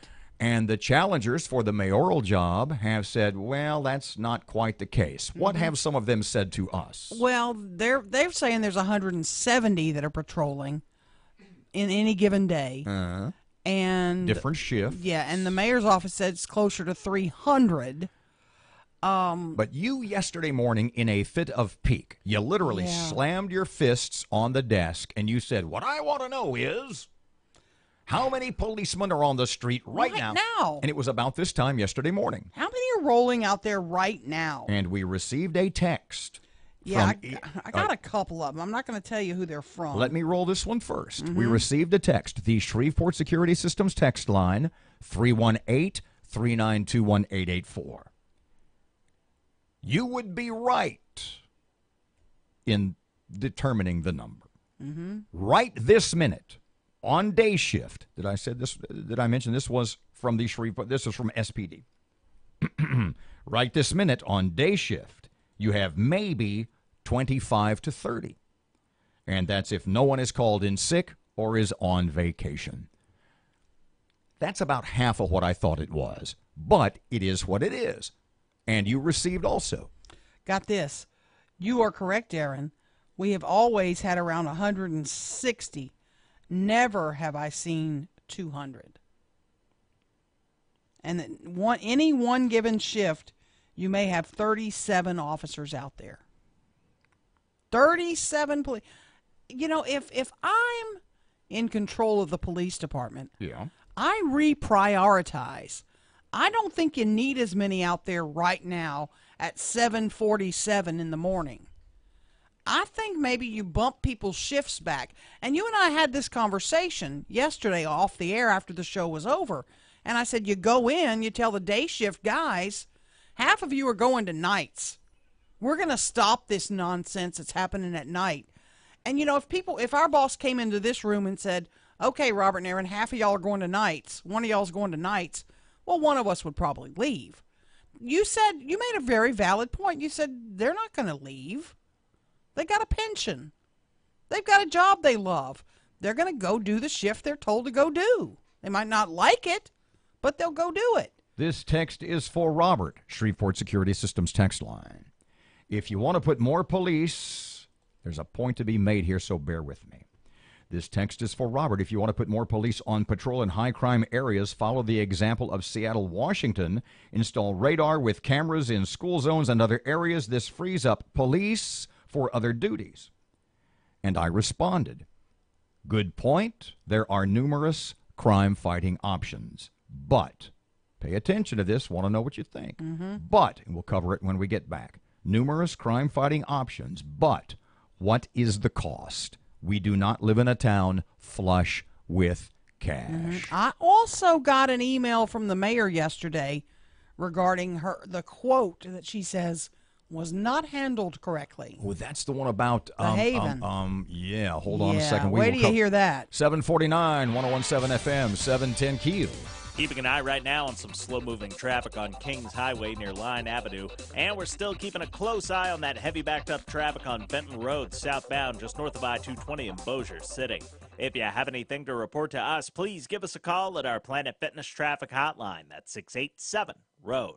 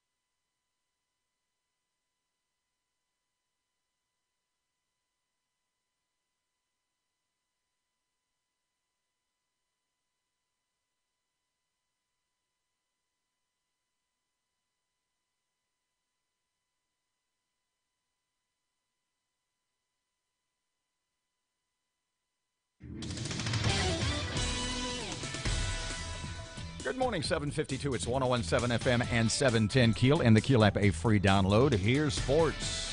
Good morning from the sports desk of 1130 The Tiger. This is Tim Fletcher. Local golfers Philip Barbary Jr. and Carter Toms were among the dozens of golfers to post over par scores in the opening round of play at Pebble Beach, Spyglass Hill for the U.S. Amateur. Barbary shot a 5 over par 77, and Toms is 8 over par. The top 64 scorers after today's second round advanced to match play. Barbary is tied for 166th place. Toms, with his father David Toms on the bag as his caddy, is 268th. Both fellows are Bird grads and current LSU golfers. The Rangers rode the arm of Bartolo Colon and the bat of Ramazan Chirinos to a 5-3 win over National League West leading Arizona. Colon worked 5 innings to get the win, and Chirinos belted a 3-run homer in the 4th inning to back him. Oakland is now just 2 games behind Houston in the American League West standings after dropping Seattle 7-6 Monday. Matt Chapman had 3 doubles and 2 RBI to lead the A's. The Astros host Colorado tonight, with Justin Verlander charged with snapping the frontrunners out of their doldrums. From the sports desk of 1130 The Tiger, this is Tim Fletcher.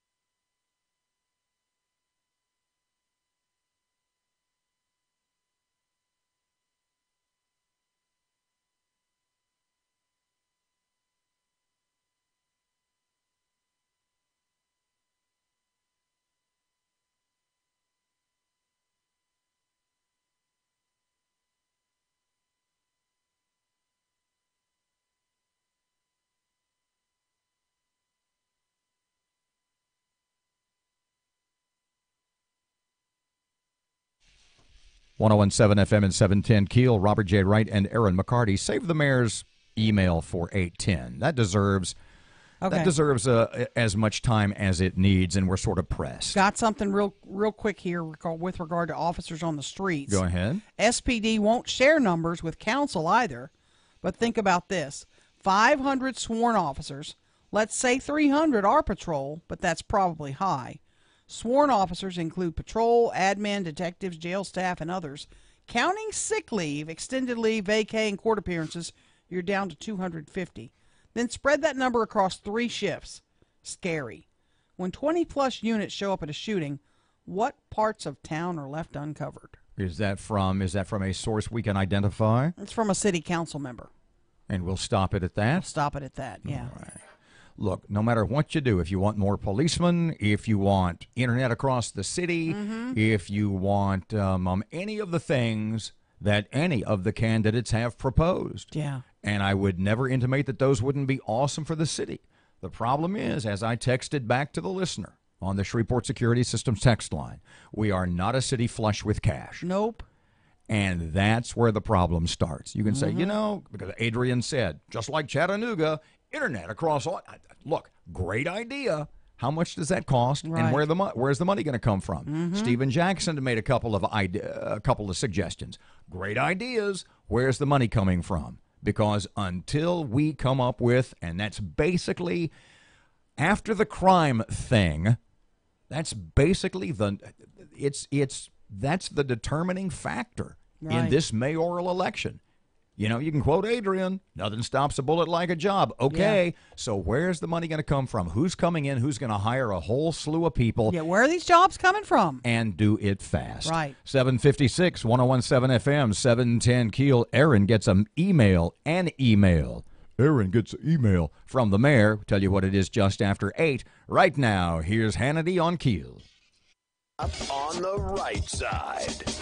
This is the Sean Hannity Morning Minute. There's never been a country that has accumulated more power and advanced the good of the human condition more than the United States of America. Is America perfect? Nope. The American people are good. You know, the American people, you get to their core fundamental beliefs, doesn't matter Republican, Democrat, they have a belief that we are blessed by God, created equal in his image. All races are equal across the board, men and women as well. That's how people think. And that most people just have simple, they want their piece of the American dream. Nice house, safe neighborhood, good school for their kids, a decent car to drive. They want to be able to take a vacation. They want to be able to occasionally go out to dinner and take care of themselves in their old age and not be dependent on the government. That's it. From coast to coast, from sea to shining sea, it's the Sean Hannity Show. Hey, a lot of warnings that you don't want to miss, like a sign that's letting you know that there's a bridge out ahead or a lifeguard announcing, hey, there's a shark in the water. But in the digital world we live in today, there may be no warning at all when it comes to cyber threats. Now, thank goodness that the all-new LifeLock Identity Theft Protection with the added power of Norton Security for more protection. Now, LifeLock uses proprietary technology to detect threats to your identity. That means your personal information, for example, on sale on the dark web. And Norton Security protects your devices from online threats like ransomware. And if you have a problem, their agents will work to fix it for you. And of course, no one can prevent all identity theft or cybercrime or monitor every single transaction at every single business. But having the all-new LifeLock with Norton, well, that means they will warn you about the threats that you could miss on your own. And if you join now, you get an extra 10% off the first year, plus a $25 Amazon gift card with annual enrollment. Just go to LifeLock.com or call 1-800-LifeLock. Use the promo code Hannity. Terms apply.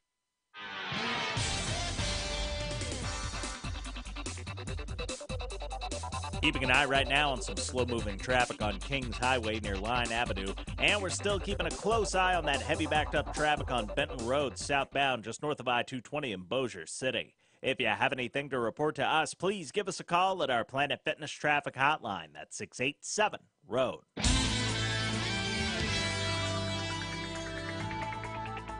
Your AccuWeather.com forecast, partly sunny, high 96 today, then partly cloudy, low 73 tonight.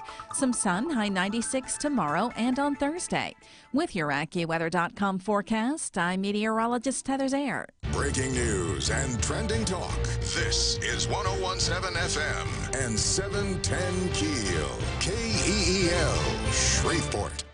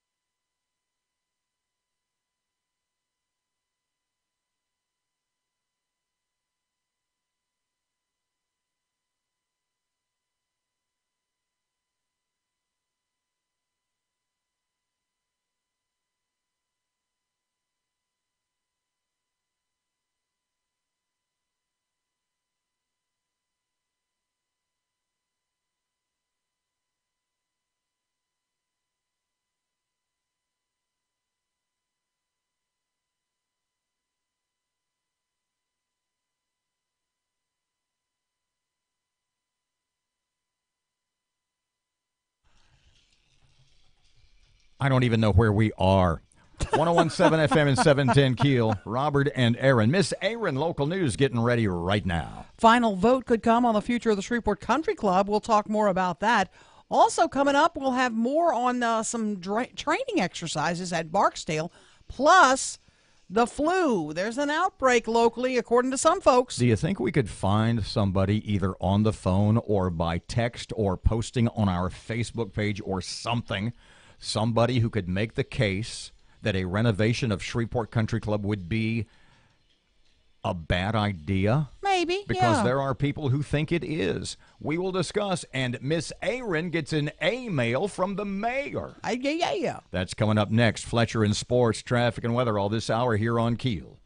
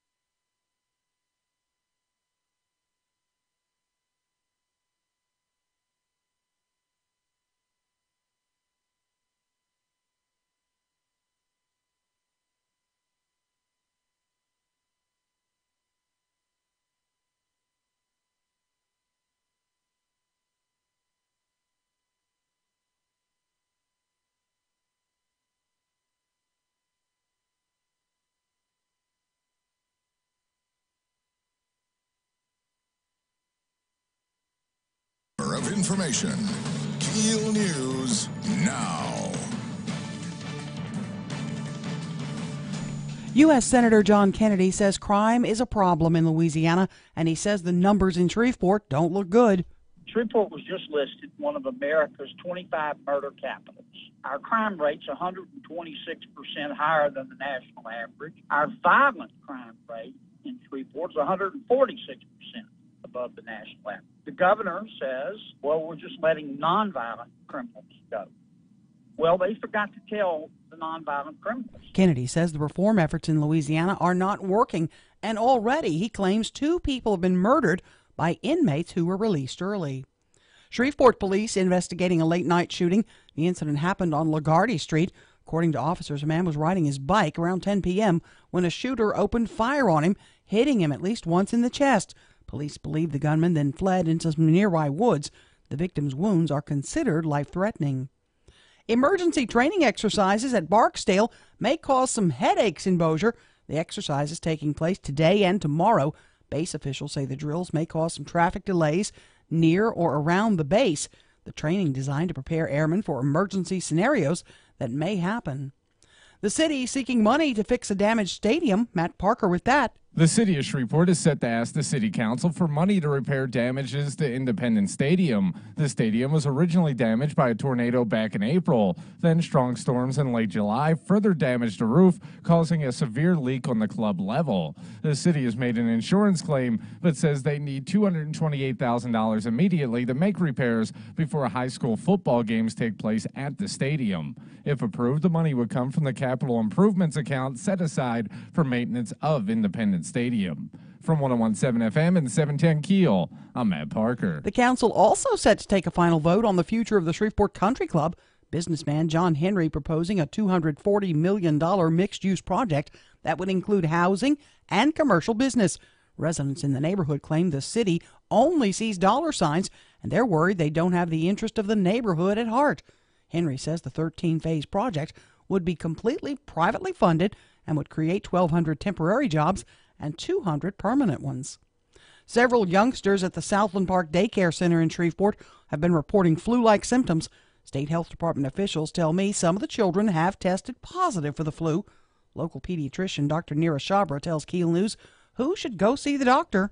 Anyone who is at high risk, such as young children, older people, over age 50 or 55, and then anyone who has an underlying chronic disorder, such as asthma, diabetes, heart disease, kidney disease, whatever.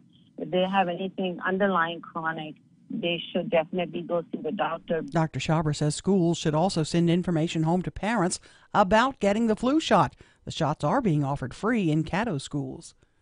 Christopher Salone's been arrested, charged with first-degree rape of a juvenile under the age of 13.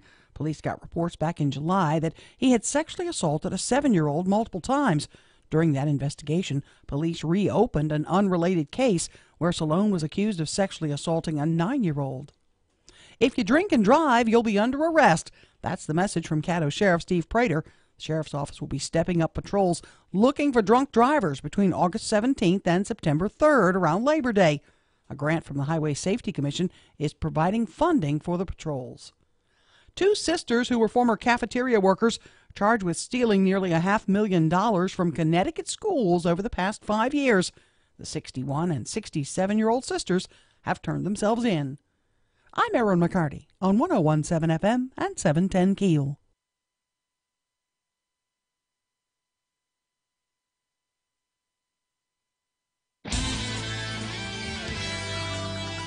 Your AccuWeather.com forecast. Partly sunny, high 96 today, then partly cloudy, low 73 tonight. Some sun, high 96 tomorrow and on Thursday. With your AccuWeather.com forecast, I'm meteorologist Heather Zayer.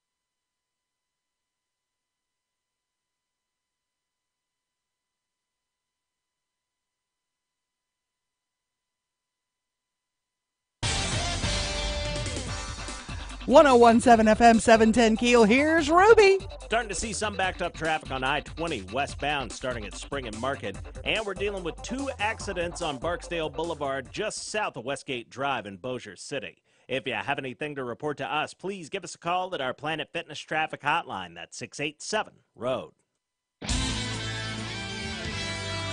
Your AccuWeather.com forecast. Today will be partly sunny and hot with a high of 96. Patchy clouds, low 73 tonight. Some sun with a high of 96 tomorrow and Thursday. With your AccuWeather.com forecast, I'm meteorologist Heather Zayer.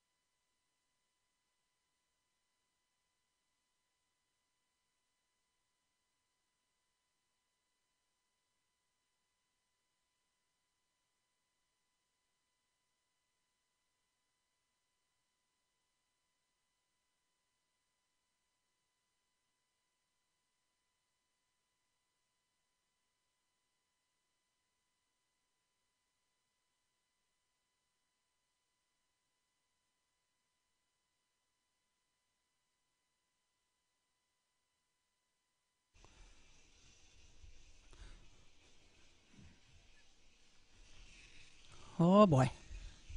Good morning. It's 12 past 8 o'clock. Robert J. Wright and Erin McCarty, 1017 FM 710 Keel. The Keel app, a free download presented by Office Furniture Source.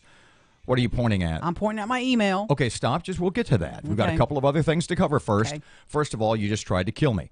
I know I did. I love it. Matt did too. We were in on it. I literally am in the hallway around the corner You're not. You're goofing off. talking to Amy, the general manager. You're goofing off. Bumping your gums. And Yeah. we kind of, because we're here early before all the people get Mm-hmm. here, we have, in an attempt to control the temperature, Sure. we keep the studio door slightly open. Better airflow. So when someone yells from the studio, I can hear them. One could hear them from the hallway. Absolutely. So I'm out in the hallway talking to Amy, the general manager, and I hear, "Rrrr," and it sounds like you or a velociraptor. Yep. Since they're extinct, It was me. I assumed it was you. It was. Dodo So bird. I'm thinking the show's ready to start. I come running down the hall into the studio, and you say, "No, you've got about 2 or 3 minutes." I just wanted to see if I could get you to fall down in the hall. I know. I love it. I even did a countdown. I went 10, 9. He comes flying in It was here. like an assassination attempt. And then I said, "Oh, you really have 2 minutes." Now, not only have you managed already this morning to annoy the hell out of me, I love this. but Matt also, because you have this habit of singing loudly, I sing to get up in the morning, and you sing the wrong lyrics. and the wrong pitch, and the wrong tone. And I the know. one that we've already gotten in the last 2 or 3 minutes is Erin's rendition of that Aerosmith classic, Granny's Got a Gun. Granny's got a gun. It's That's not not- it. Oh, I thought she was saying Granny's got some gums. I'm just telling Granny you, got a gun. it never stops. Yeah. Okay, so there has been some criticism on this radio station from listeners via the Shreveport Security Systems text line 318-392-1884, and it goes something like this. Because there is a lawsuit filed against the city by the residents of the Haven subdivision out there across from LSU on East Kings, and also another local apartment complex. Which The one? Briarwood apartment complex. And basically what they said was that the city had overcharged them on their water bills, basically. And that what the city did was charge them a tax that is no longer in effect. Right. and they want their tax money back. Exactly. And for the Haven, it was close to 30 grand. And so the city, it's in the pipeline, as it were. The lawsuit's not necessarily the money back to the people. And evidently this came up at the first mayoral forum the day before ours on the Monday night at Southwood High School. And the way Miss Ollie, Mayor Tyler, answered it was basically, and she was quoted by the Times. Would you happen to have that quote? I do. Okay, this was the way that the mayor was quoted by the Times when she was asked about the lawsuit by the Haven and the apartment complex residents, and about the $30,000 and the overcharging for the water bills. The quote in the Times says, and I'm quoting, "If something has been done wrong, we will do the audit when I'm reelected." Now, and that smells. I mean, we're like, whoa, why don't you go ahead and do it now? That's when it hit the fan. Yeah, so I sent that. And, I mean, we got a ton of texts and emails. People were ticked. And basically it was, well, yeah, why don't you? What are you waiting on? Why do you have to wait till you're reelected to do something to help the people of Shreveport? So I sent the following email to Her Honor. Pardon me just a second. In this case, we, knowing her the way we do, gave her the benefit of the doubt because at her core, she is a nice, sweet, well-intentioned woman. Like I said yesterday, Ollie Tyler is not a crook. Well, yeah, that's bluntly put. Yeah. But anyway. Right. Sent this email. You know, typically government folks are not going to comment on a pending lawsuit. So I worded it so I could maybe get a comment. Well, so here's what I did. The point we were making was that we, knowing her like we do, you kind of want to give her you kind of want to assume that that quote was wrong. And or it was, pardon me, clumsily worded. Right, exactly. That really wasn't what she meant to say. That's not what she meant to say. Because no matter what you think about the mayor and her... No mayoral candidate would ever say that. That just sounds stupid. No matter what you think about Mayor Tyler and her policies in any specific area and the results of those policies, that's just not something she'd do. Right. So I sent this email to the mayor and Brian Crawford, William Bradford, the city attorney, and to their people, and I said, does the mayor or Mr. Bradford have any comment on the lawsuit filed by the Haven? Also, is this quote from the Times accurate? And I quote it. I'll put the quote there. During a recent mayoral election forum, Mayor Ollie Tyler said, quote, "If something has been done wrong, we will do the audit when I'm reelected." Well, not too long after I sent that email, about 3 hours or so later, I got this response from the mayor. Ms. McCarty, the statement was not accurate in the Times newspaper because it was taken out of context. The question was asked, if the candidates were elected mayor, will we do an audit? My answer was yes, if there are errors. However, the city is currently working to correct any billing errors, has selected a new billing company, and we will seek the employment of a CPA firm to determine if any refunds should be made to these commercial customers. Sincere regards, Ollie S. Tyler, Mayor. Does she clarify what her statement, what the quote should have been? I read to you what she said. That's it. That's all she sent me. The point now my question is, that's not... Do you infer that was what she said at the forum, or that's just what was in the email? I'd have to go back and listen to the forum. That's what I mean. I'll have to go back and listen. She said the question was asked, if the candidates were elected mayor, will we do an audit? So if she says, yes, if I'm elected mayor, I'll do an audit. If I ask you the question, if you're elected mayor, will you do an audit? And you say, yes, if I'm elected mayor, I'll do an audit. Gotcha. That's how she answered the question. And she just managed to put the prefix "re" right, exactly, in front of elected. And that's kind of how that got twisted, and it just doesn't sound good in the way it was put in the Times. It just sounds very awkward, and it was a red flag for me. I'll be quite honest. 19 past 8 o'clock, 101.7 FM, 710 KEEL traffic time right now. Ruben's ready. Starting to see some backed up traffic on I-20 westbound starting at Spring and Market. And we're dealing with 2 accidents on Barksdale Boulevard just south of Westgate Drive in Bossier City. If you have anything to report to us, please give us a call at our Planet Fitness traffic hotline. That's 687-ROAD. Your AccuWeather.com forecast. Today will be partly sunny and hot with a high of 96. Patchy clouds, low 73 tonight. Some sun with a high of 96 tomorrow and Thursday. With your AccuWeather.com forecast, I'm meteorologist Heather Zayer.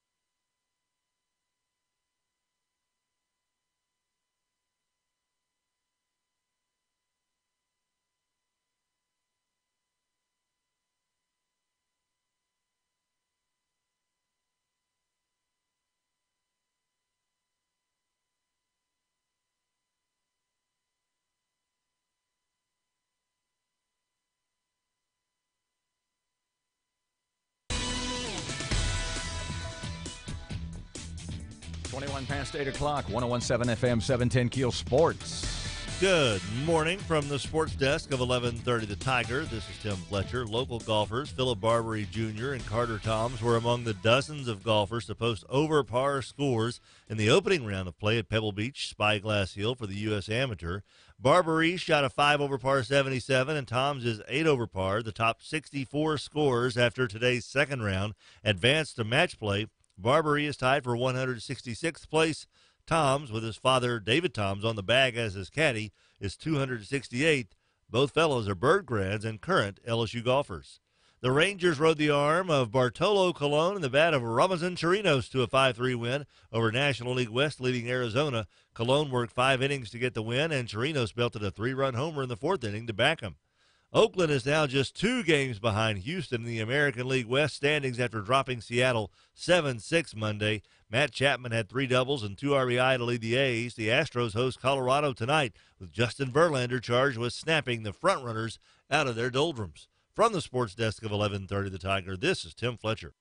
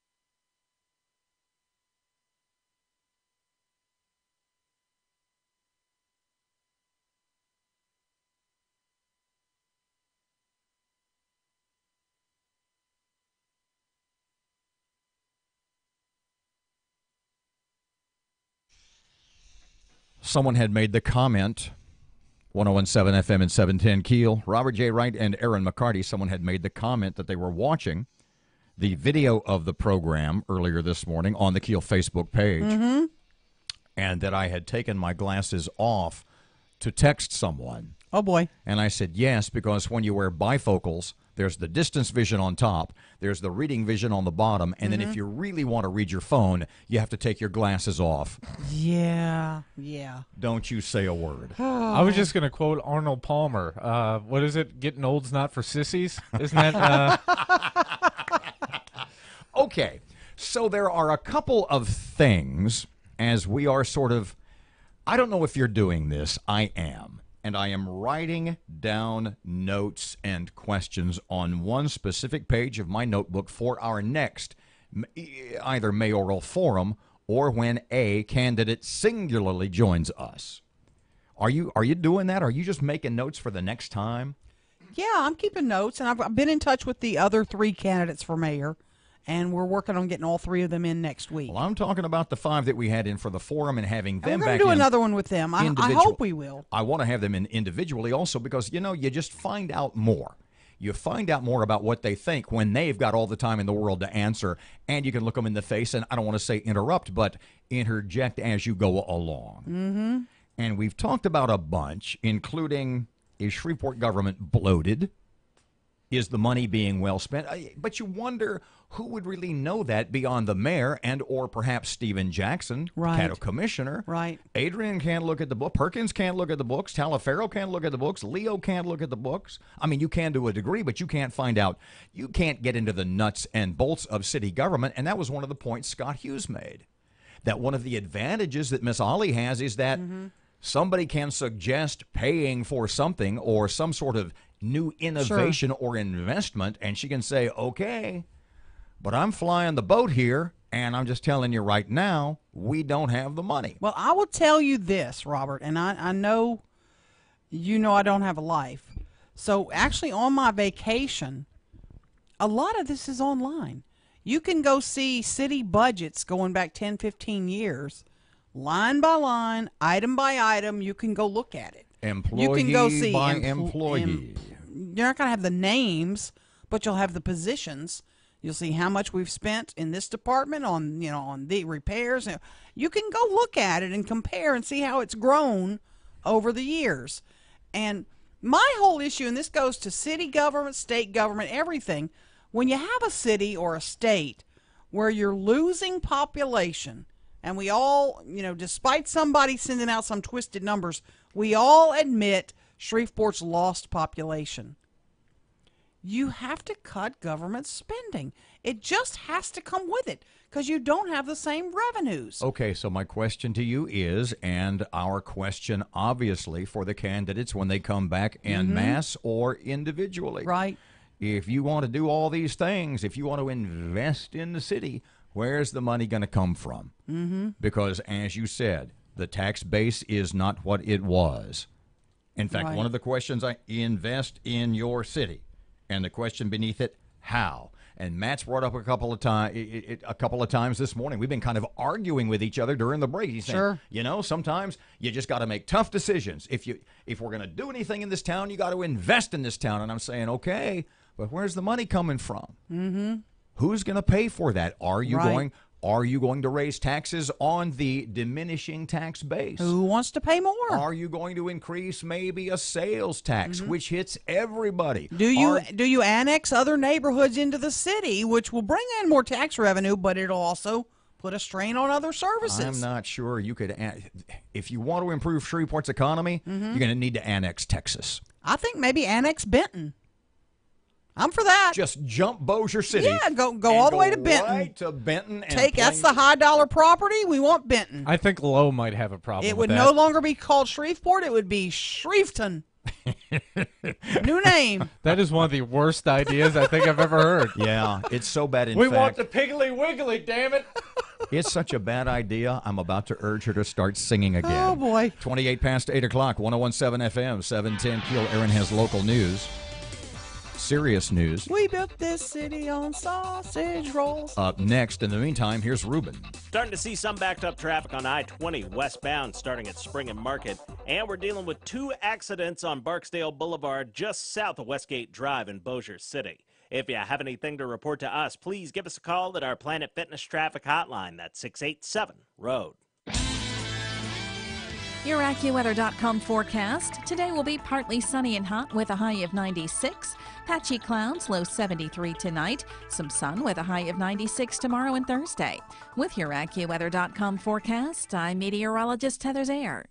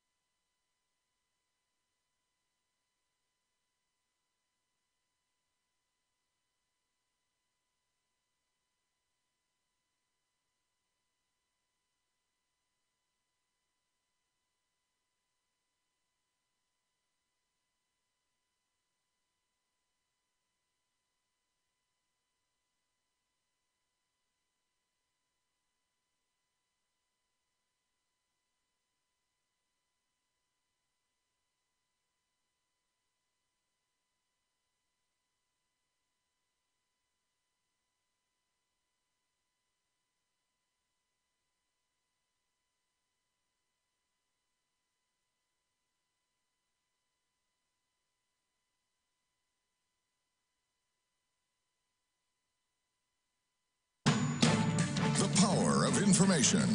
KEEL News now. Criminal Justice Reform Act is not working in Louisiana. That's the message from U.S. Senator John Kennedy, who says the recidivism rates across the state are still way too high, and the numbers are even going up. One district attorney has said that in his judicial district, the recidivism or recommit rate has been 25%. Now remember, that's over 8 months. The normal period of time to compute recidivism rates is 3 years. At the rate we're going, we'll, unfortunately, if it doesn't slow down, we'll set records. Kennedy says too many offenders are reoffending. Some are even committing violent crimes. London's Metro Police say the Counter-Terrorism Command is leading the investigation after a car crashed into security barriers outside the Houses of Parliament. The police force says it's keeping an open mind about the incident, which comes only a year after a man plowed a car into crowds on Westminster Bridge, killing 4. Shreveport police investigating a late-night shooting. The incident happened on LaGuardia Street. According to officers, a man was riding his bike around 10 p.m. when a shooter opened fire on him, hitting him at least once in the chest. Police believe the gunman then fled into some nearby woods. The victim's wounds are considered life-threatening. City of Shreveport set to ask the council for money to repair damage to Independence Stadium. The stadium was originally damaged by a tornado back in April. Then strong storms in late July further damaged the roof, causing a severe leak on the club level. The city's made an insurance claim, but says they need $228,000 immediately to make repairs before high school football games start. If approved, the money would come from the capital improvements account, which is set aside for maintenance of the stadium. Training exercises could cause some traffic problems. Matt Parker with that. Emergency training exercises at Barksdale Air Force Base may cause some major headaches in Bossier. The exercises are scheduled to take place today and tomorrow. Base officials say that the drills may cause traffic delays near or around the base. The training is designed to prepare airmen for emergency scenarios that may arise on base. From 101.7 FM and 710 KEEL, I'm Matt Parker. The Shreveport Council is set to make a final vote on the future of the country club. Businessman John Henry proposing a $240 million mixed-use project that would include housing and commercial business. Residents in the neighborhood claim the city only sees dollar signs and worried they don't have the interest of the neighborhood at heart. Henry says the 13-phase project would be completely privately funded and would create 1,200 temporary jobs and 200 permanent jobs. Christopher Salone arrested, charged with first-degree rape of a juvenile under the age of 13. Police got reports last month that Salone had sexually assaulted a 7-year-old several times. During that investigation, police reopened an unrelated case where Salone was accused of sexually assaulting a 9-year-old. If you drink and drive, you'll go to jail. That's the message from Caddo Sheriff Steve Prater.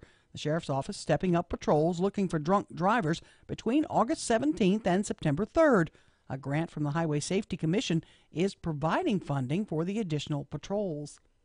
A school system in Alabama lost the grades of some students, so the kids can't move on to the 9th grade until the records are found, and parents are none too happy. I'm Erin McCarty on 101.7 FM and 710 KEEL.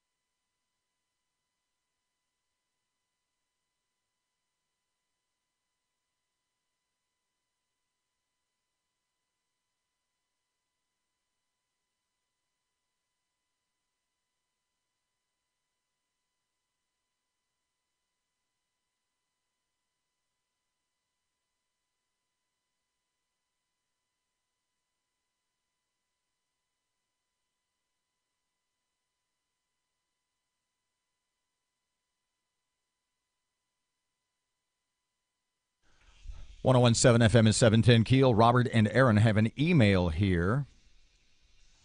And although it starts off being critical of you, That's okay. I like this guy already. Go for it. we end up saying the same thing. Yeah, we do. Talking about moving officers around that are not on patrol duty. Shreveport has plenty of officers, the email said. You need to ask, how many CLOs are there? What is that, by the way? Community liaison officers. How many post-certified officers are in records? How many in ABO? How many in clerical? Most departments fill these positions with non-post certified employees and put the others on the street. I just gave you another 20 to 30 officers. We had made the point earlier this morning a couple of times that on day shift, I guess, and we heard got some texts from people, Shreveport Security Systems text line. We heard some from some people at City Hall, so to speak, that in the morning, because you had said yesterday morning, I want to know right now, it was like 7:30, how many people, how many officers are on the street right now? And we had estimated between ourselves, what do you think, 50 officers on patrol, 60 or 75? We heard about it's hard to tell. 25 to 30. Let me continue. Shreveport has plenty of, we covered that. I just gave you, says the email, another 20 to 30 officers a day. Hold on a second. He just vanished. Pull that up and read the last paragraph, would you? Hang on. I'm way away from that right now. I have no idea where it went. Oh, here it is. I got it back. You got it? I just gave you another 20 to 30 officers a day that can be put on patrol shifts. You also have SOS teams, street-level intervention, or jump-out boys. Directed patrols. They are the targets for crime and street gangs. And thanks for taking time to read, et cetera, et cetera. What do you think about that? Does that sound? I mean, that's basically what you said, right? Yeah, pretty much. And I understand the shift changes, and that may be not able to do. But the ones who, like, I had somebody tell me, and this troubled me, back on Memorial Day, who said they went to go get. Excuse me. Why is Matt calling? Why are you calling me? What just happened? I don't know. It's a long story. Anyway, someone went to go get a boat sticker at Cross Lake Patrol. And they went in the Cross Lake Patrol headquarters. And there was a uniformed officer in there doing stickers. You know, filling out the paperwork and handing you the... Do we need a uniformed police officer who went through the academy behind a desk handing out stickers for boats? Can't a clerical person do that? Couldn't you have a clerical person behind? And that happens in a lot of different things. Why do we have that going on? I don't understand. Especially at this time. Yeah. When I come in every morning and I say, in a macabre fashion, how many shootings last night? Who got shot last night? What happened last night in Shreveport? What happened last night? Yeah. Who got shot last night? Had a shooting last night. A man was riding his bike and got shot in the chest. He's in very grave condition. There was another shooting on Grimmett Drive at the apartment complex up there. A woman shot in the face. She's going to be okay, but we're not sure how serious that is. It's just a nightly thing. And it seems to be almost daily. It is. 839, 1017 FM, 710 Keel. Traffic update coming up right now. Hello, Ruben. Starting to see some backed up traffic on I-20 westbound starting at Spring and Market. And we're dealing with 2 accidents on Barksdale Boulevard just south of Westgate Drive in Bossier City. If you have anything to report to us, please give us a call at our Planet Fitness traffic hotline. That's 687-ROAD. Your AccuWeather.com forecast, partly sunny, high 96 today, then partly cloudy, low 73 tonight. Some sun, high 96 tomorrow and on Thursday. With your AccuWeather.com forecast, I'm meteorologist Heather Zayer.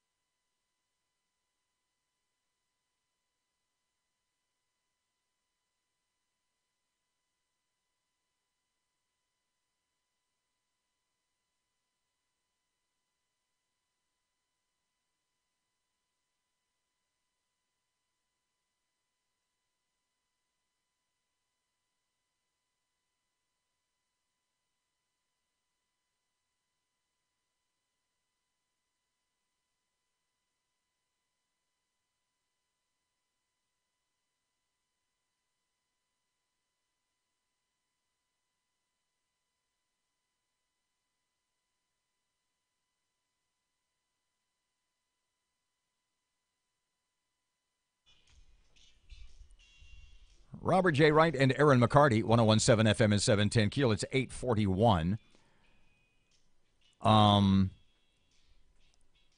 Was it the week? No, it was the. When did you, with great effort, call Senator Greg Tarver to try to get him to come on one? Was it for last Friday morning? Yeah, I was going to try to get him to come in Friday, and be he sort said of- he'd consider it. and be and sort then of your- I had too many guests pop up Friday, so I never did follow up back up with him. Yeah. But he did send me a copy of a letter he wrote to the governor.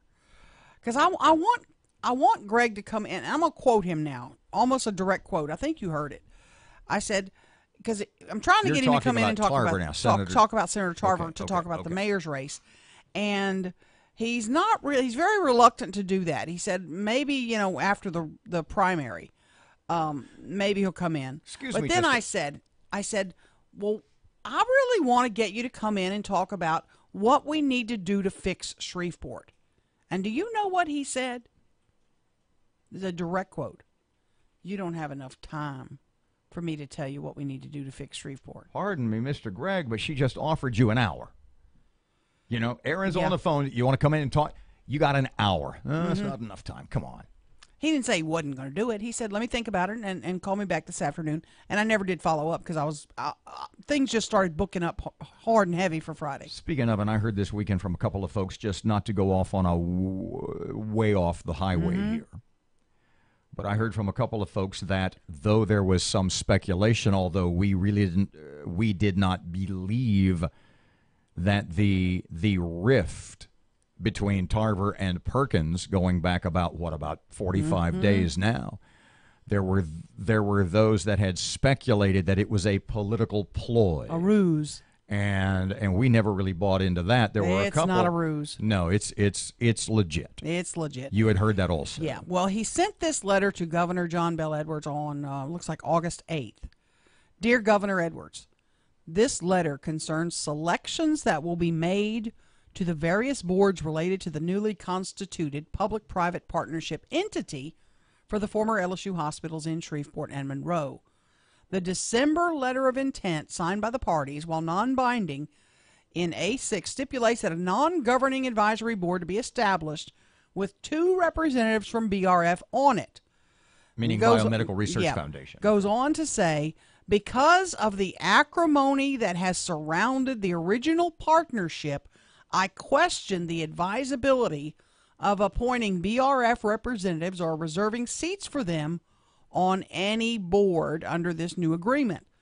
To allow the new partnership with Ochsner and LSU to succeed, I'm convinced it is necessary to sever all relationships with BRF and its representatives. Pardon me just a second. This is where we can go to name calling. Oh, go ahead.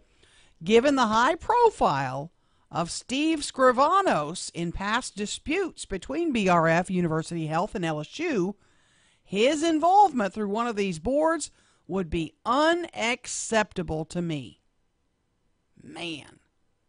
Governor, appointing Steve Scrivanos to any board that has direct or indirect control of Ochsner LSU, this is the best part, would be equivalent to someone getting a divorce, remarrying, and then moving their ex-spouse in with them and their new spouse. This scenario doesn't make any sense, just as it makes no sense to allow Steve Scrivanos to be affiliated with Ochsner LSU. Blah, blah, blah. With Mr.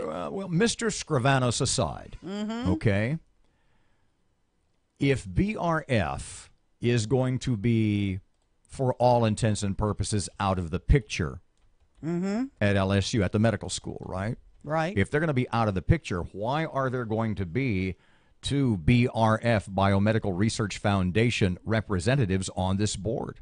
Because they will still have a relationship. I mean, they will still be using, doing cooperative agreements, I would assume, with the hospital, etc. BRF still exists. It's not like BRF's going away. Despite the fact that Ochsner will be the manager, they're going to be running things. BRF no longer. I mean, Right. the fact that BRF is sort of is becoming, for lack of a better term, correct me if I'm wrong, sort of an outlier in this whole University Health, LSU Med School, auctioneer managerial relationship. Mm-hmm. It is it's a pretty good point. It's a very good point. Do they how much involvement do they need? Or how much do they still hope to have? I know. Or is the governor receiving pressure, if you will, from BRF backers, bluntly put, like Representative Glover, who has long held that Biomedical Research Foundation has done a pretty good job. Right. And is trying to, and I don't know, we could get John Bell on the phone. I seriously doubt if he'd talk to us about that one way or the other. But the question, it's not the worst analogy ever. No, it's not. It's absolutely not. So obviously we need to get somebody from BRF on here to talk about it. Like, you bet. What are you guys going to do? What is your role going to be ongoing after auctioneer takes over? Are you really going to be like the second cousin removed who's still trying to have a little influence? I don't what know. Influence do you anticipate having? It's getting messy. Now, there's a second letter from Senator Tarver. I don't have that one in front of me. Negotiations between Auctioneer Health System and LSU regarding administrative management and the former LSU hospitals in Shreveport and Monroe. This is just a little bit more of that.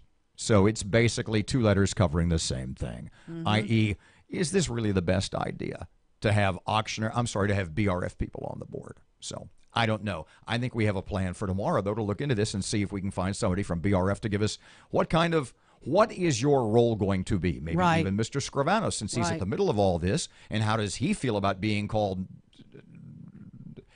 out? I was going to say called names, but that's not fair. Being specifically mentioned by Senator Tarver. 848, 1017 FM, 710 KEEL, traffic and weather just ahead, plus your money now, coming up next on KEEL.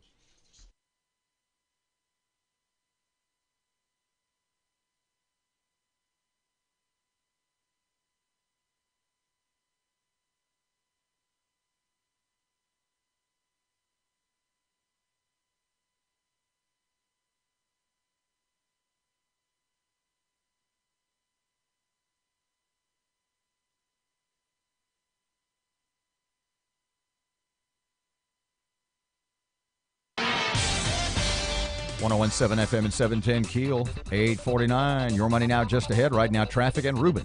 Starting to see some backed up traffic on I-20 westbound starting at Spring and Market. And we're dealing with two accidents on Barksdale Boulevard just south of Westgate Drive in Bossier City. If you have anything to report to us, please give us a call at our Planet Fitness traffic hotline. That's 687-ROAD.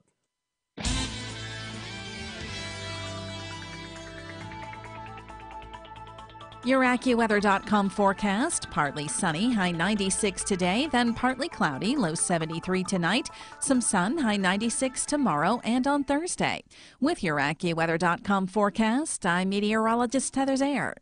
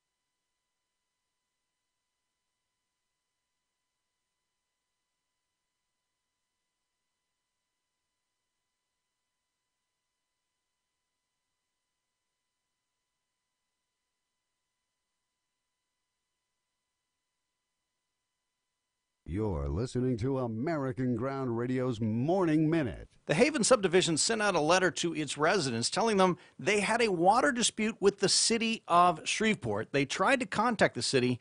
No one from the city ever got back to them, so they had to file a lawsuit. Well, we did hear from Mayor Tyler at one of the mayoral forums, and she said, if something has been done wrong, we will do the audit when I'm reelected.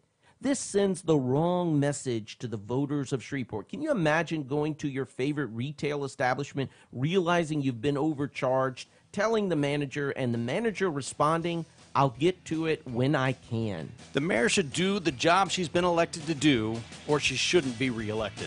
American Ground Radio, where building a better America begins with building a better us.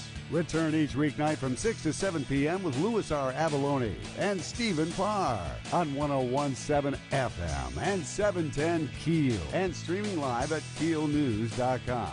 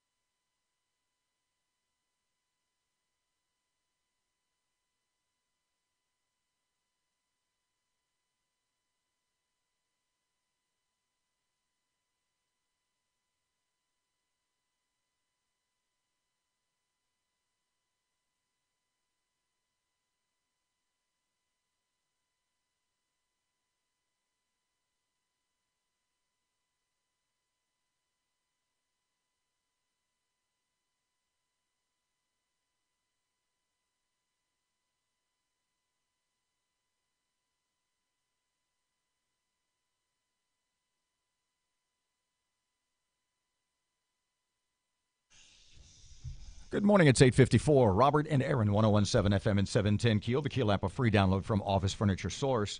Okay, so during our conversation, during our discussion a couple of seconds ago, pertaining to Senator Greg Tarver and Biomedical Research Foundation and the influence that maybe they'll have after Auctioner takes over and this non-governing board that is being appointed, you got a text from County Commissioner Matthew Lynn. Yep, this type of separatism is exactly what is wrong with Shreveport. We must share boards and be involved in growth with our support and votes for the greater health of our community. BRF must have a seat at the table. If nothing else, they can answer questions. What happened last year when this scenario presented itself? The BRF folks will know. Because he had texted you pointing out that BRF does, in fact, I guess according to the charter, according to the way it's set up, they get two folks on the board. That's what it looks like, yeah. Now, the governor could change that, but I don't know. Now, is Senator Tarver objecting to, and it seemed to me in the part of his letter to the governor you just read, it seems to me that what he's objecting to is not only the appointment of Steve Scrivanos as a BRF representative, but the fact that BRF is represented at all. And yeah, that they're even at the table. He has forever been one of the most vocal critic of Biomedical Research Foundation. Right, he absolutely has. And, I mean, Matthew Lynn has a point. BRF's been in charge. They've been running the hospital. They will know the history. Somebody that has some history needs to be on the board. You can't just take any organization, go in, wipe out their board of directors, and put new people in. Good news for you, kid. That's the way it happens all the well, time. I understand it does, but you need a little history. There needs to be somebody that can give you some perspective. But Senator Tarver says, no, we don't. No, we don't. We need to go in, put fresh people, new faces, new thinking. But like I said, can you think of anybody off the top of your head? And the answer I know will be no. Can you think of anybody that has been more critical of Biomedical Research Foundation than Greg Tarver over the last, say, 24 months? He doesn't like the way it's run. If he had his way, he would turn back the Bobby Jindal order of privatizing these hospitals. I got news for you. He'd let the state continue to run them. I got news for you. A lot of people on both sides of the aisle, if you had a little box with the words time machine on it. Oh, punch that button. It's I got to tell you. It created a mess. Yes, it did. 857, 1017 FM, 710 Keel. Back tomorrow morning, 6 till 9. Here's Kim Commando. Today, 3 hidden gems for all iPhone users. Kim Commando with your Tuesday Consumer Tech Update. And it's Digital Life Hacks Week. A life hack is an insider's secret to getting things done better and faster. If you're caught without your reading glasses and you're trying to make out the small print on your iPhone screen, simply take 3 fingers and tap, tap, tap on the screen. It will instantly zoom in. To go back, just use the same 3 fingers. Tap, tap, tap again. When you're in a hurry, your iPhone will charge faster in airplane mode. Wi-Fi and Bluetooth and cell service should be off. It will charge even faster if you power it down altogether while charging. And for the most iPhone security in case you lose your phone from the settings menu, choose a 6-character passcode instead of the iPhone standard 4 numbers. Use a combination of numbers and letters and your phone will become virtually unhackable, except to the FBI and the NSA. Well, they probably know all about you anyway. I'm Kim Commando. Here's some exciting news. As a company, SimpliSafe is now valued at $1 billion. Not only that, more than 2 million homes are now protected with an incredible SimpliSafe system. SimpliSafe is comprehensive protection for your home with round-the-clock professional monitoring that will bring the police anytime there's even the slightest hint of a problem. And SimpliSafe is built for the unexpected. It's loaded with safeguards that keep your system working even during the power and Wi-Fi outages. Even if a burglar smashes your keypad, the police will still be on their way. And the system is so easy to use. It's incredibly intuitive. It takes only minutes to set up in your home. Order your SimpliSafe system now. As a listener of the Kim Commando Show, you get free shipping and free returns. Visit simplysafekim.com. simplysafekim.com to protect your home with SimpliSafe today. That's simplysafekim.com. Starting to see some backed up traffic on I-20 westbound starting at Spring and Market. And we're dealing with 2 accidents on Barksdale Boulevard just south of Westgate Drive in Bossier City. If you have anything to report to us, please give us a call at our Planet Fitness traffic hotline. That's 687-ROAD.